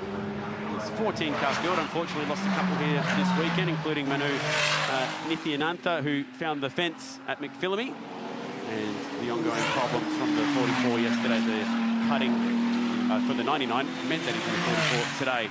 But unfortunately, the dismay of Rod Wilson, team principal, stepping out of his Army Autosport entry to let Kirkmeyer have a crack this weekend. Purple sector this time for Antoine Gattani, so he's going on with it. Despite the 5-second gap, he's got the second place. He might have a point to prove here. He's already got the lap record, but maybe that's not enough for him. He wants to improve it that little bit more. This would be the Grand Slam of Grand Slams, wouldn't it, if he was able to put them all together this weekend. All 5 sessions, plus lap records, winning from pole. Clear some space on the bookshelf when he gets home, I think. Yep, absolutely, because he's picked up 1 trophy for yesterday. That's another thing worth mentioning as well, that we do have separate podiums for each class, but then also podiums after each race as well. So trophies galore at the end of this one. And you get the feeling that for Antoine, he's earned his so far this weekend, but needs to bring it home. He's up 1 second on the field just to the second sector alone on this lap. So has a lot of speed, quickest in every sector so far. 52.3 for sector 1. Done 37.1 across the top. 40.8 seconds to get down from the hill to the control line in sector 3. Driving this car fabulously at the moment, leading now by 6 seconds. What are you seeing, Tim, from the commentary box? Harder to pick exactly how he's driving this car, but what are you seeing that he's doing so well at the moment? Look, I mean, it baffles me a little bit, to be honest, just how incredible he's going. You know, like he's making very little mistakes and still punching out purple sectors as we see. And maybe talking to him, maybe even keeping a little bit up his sleeve, you know, with a 6 to 7 second gap. You know, he doesn't really need to be pushing that hard. Just manage the gap and bring it home and fill the trophy cabinet up at home once more. So Enzo Cheng bagged himself an 8 in qualifying earlier today. Maybe not quite as happy with a full tank of fuel in that car.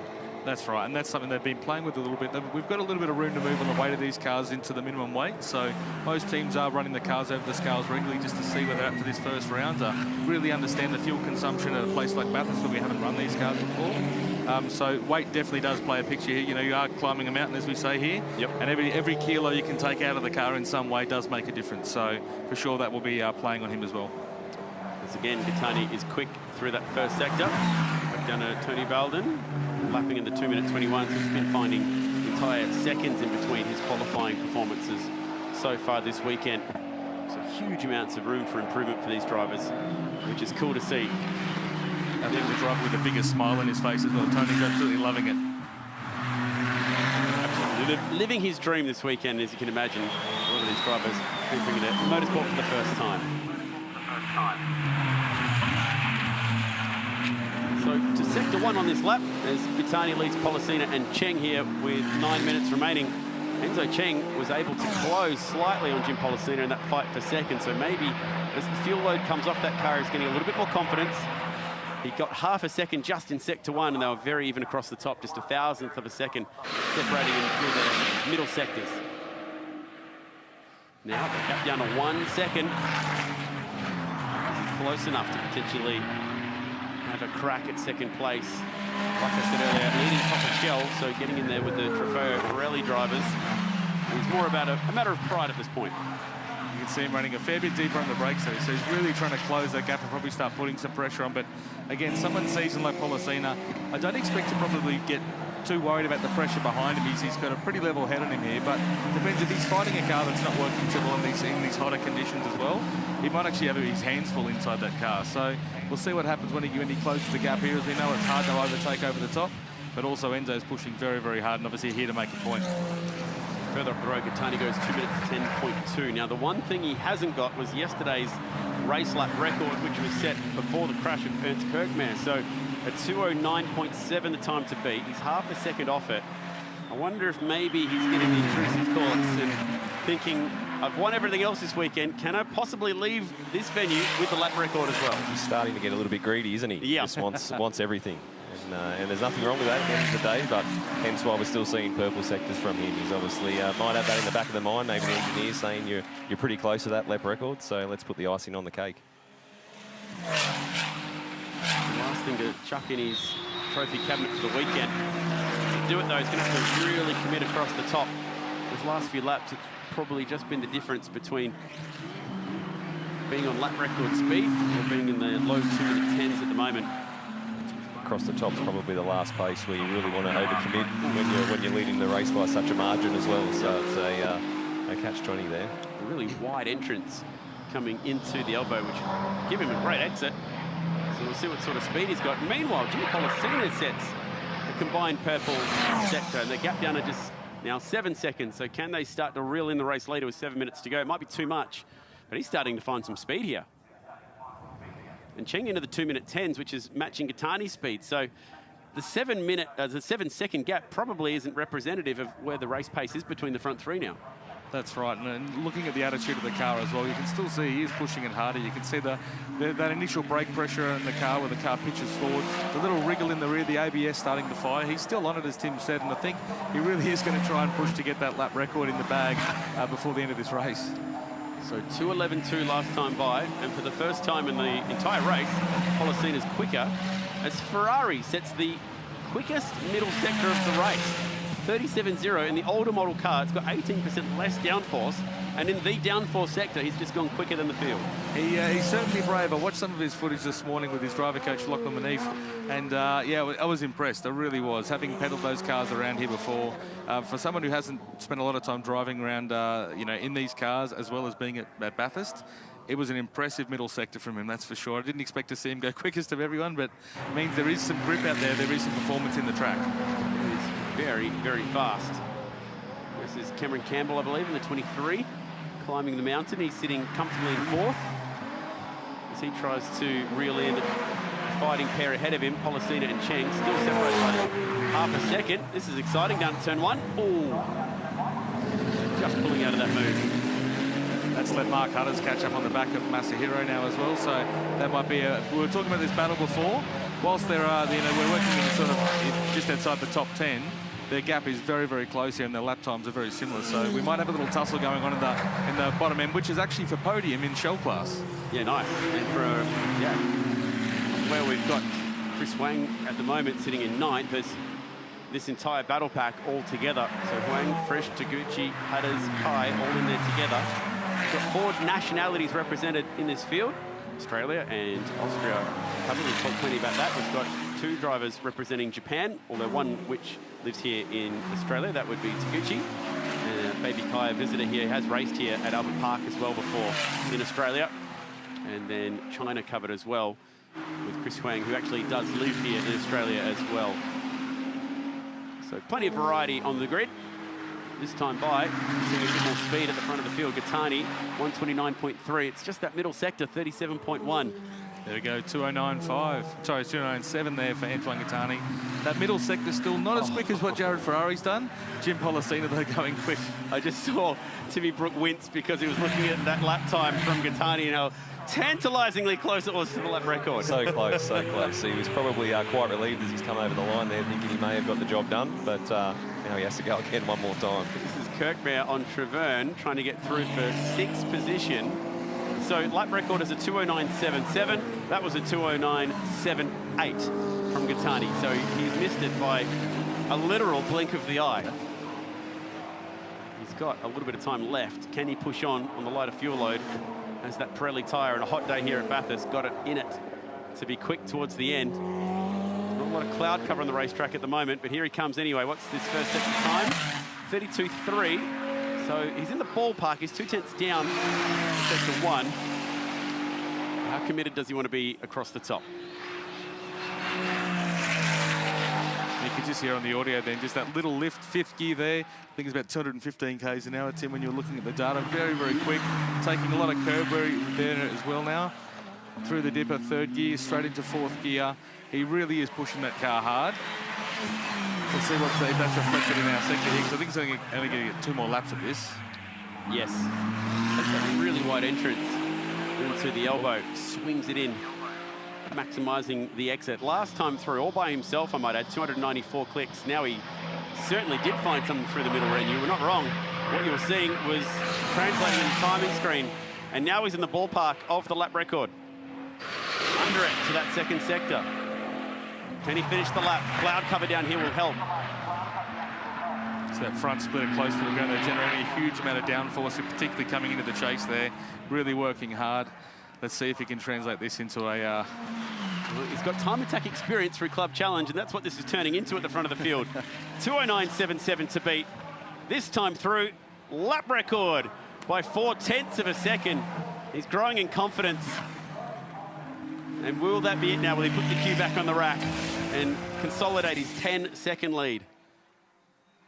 Further back, Enzo Cheng in hot pursuit of Jim Pollicina, leading the way in Copper Shell.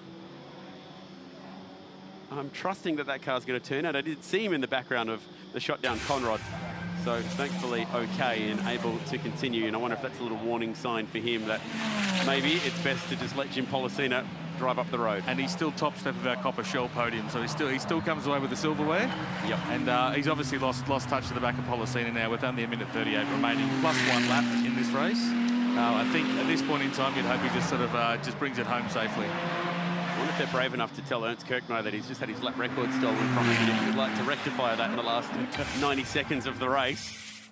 It's not the car that he has driven this weekend, so it might not be completely to his setup and liking. The other thing you'll need is some clean racetrack. He hasn't had a lot of it so far in this race. And that's a textbook pass there on David Trewern. He's already plucked Jared Ferrari now, so he's moved up into 5th place from rear of grid's a fantastic effort. I don't think he's going to have the time, though. He's got 7.5 seconds to gain on Cameron Campbell here. I don't think he's quite going to do that in 2 laps. No, but it will give him some clear road for a potential fastest lap of the race on the last lap. And just as we say it, Tim points at the timing screen because he's just set the quickest first sector of the race. Yeah, I thought this lap might be interesting as he got clear there just into the cutting, that we might really see what Ernst is made of. He's got to be comfortable with the car now, and let's see what he can do across the middle sector here. 2:09.3, the lap record set by Antoine Gattani, 0.4 quicker. This time by it's not going to be a lap record for Antoine. He was a full second slower across the top, so he's just bagging that risk for now. That's the gap back to Cheng in 3rd that you can see. Pollicina stuck in the chase at the moment, 10 seconds behind the leader, who's just going to get to the start-finish line before the checkered flag with 8 seconds to go. So he'll be starting the last lap of the race this time by. The driver to watch is the driver in 5th place, Ernst Kirchner, the Austrian, who just had his lap record snatched away from him. At this point, it's looking like being the only thing he's going to take back to Europe with him. Can he do it? Here he comes right now. The lap record would mean a lot right now after yesterday's incident. 2:09.3, the time to beat. Change of car today. Can the 44 get in there? On the timing screen, he goes 2:09.5. He goes under yesterday's record, but misses out of the time set by Antoine Gattani. And do you think Rod might take this lap record as his if Ernst does set it, given it's in his car? Yeah. Rod had the gun set up in the car, maybe. I wonder if it's to his liking right now. He does look pretty comfortable, particularly in sectors 1 and 2, where he nearly set the quickest middle sector of the race. Have a look at this fight. Queuing up behind Chris Wang at the moment in his 4.88. Frisch, Taguchi and Hudders all together. And looking at lap times, Chris may have had a moment in that last lap for them to close up a little bit, because they are running about half a second off the back of him in lap pace, but obviously closing in as a pack here, and with basically a lap or so to go, I think we might have a bit of a change here, moving these guys inside the top 10. Interesting that we see Mark Hudders in P12 here. Correct me if I'm wrong, but I think he started in position 8. So he's dropped a few spots, and he was our champion from last year in the Club Challenge event. So we're normally used to seeing him towards the higher up end of the grid as such. So something might have happened that we haven't caught on screen.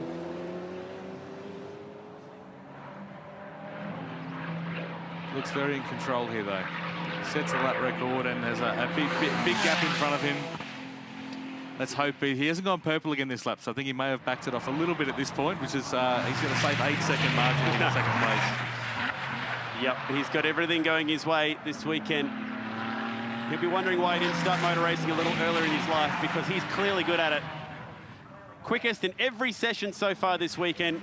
Got both the poles. He's going to get both the race wins and the lap record to boot. Antoine Gattani has had the perfect weekend in round number 1. Ferrari Challenge Australasia, congratulations.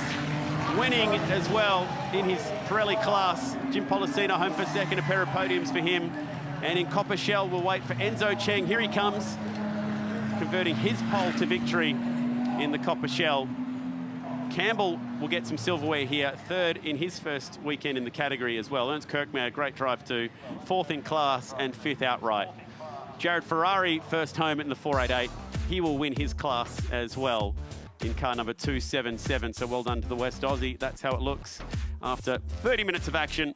Race 2 and the championship lead to go with it for Antoine Gattani, and Jim Policina's got some work to do at Phillip Island round 2 if they're going to rein in the fast New South Welshman. And well done to Rod Wilson stepping aside to let Ernst Kirkmaier have his fun. Thank you, boys. Love the action so far this weekend. That wraps up round number 1 of Ferrari Challenge Australasia.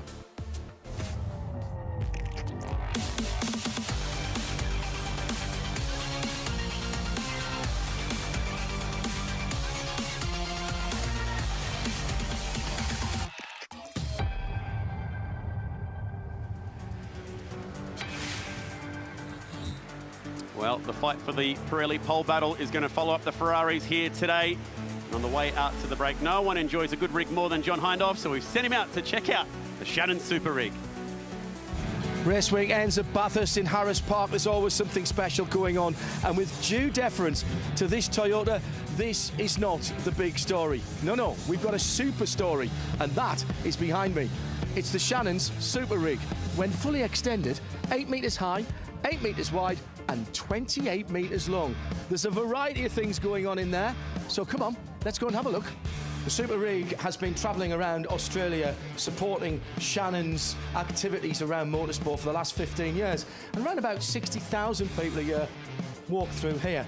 30,000 of those at the Australian Grand Prix. And if you fancy yourself as a little bit of a racing driver, we've got some very realistic simulators here to have a go. Hang on a minute, I recognise this driver. Aren't you supposed to be at work? Just one more lap. I'll leave Shay sitting down here. I'm going upstairs.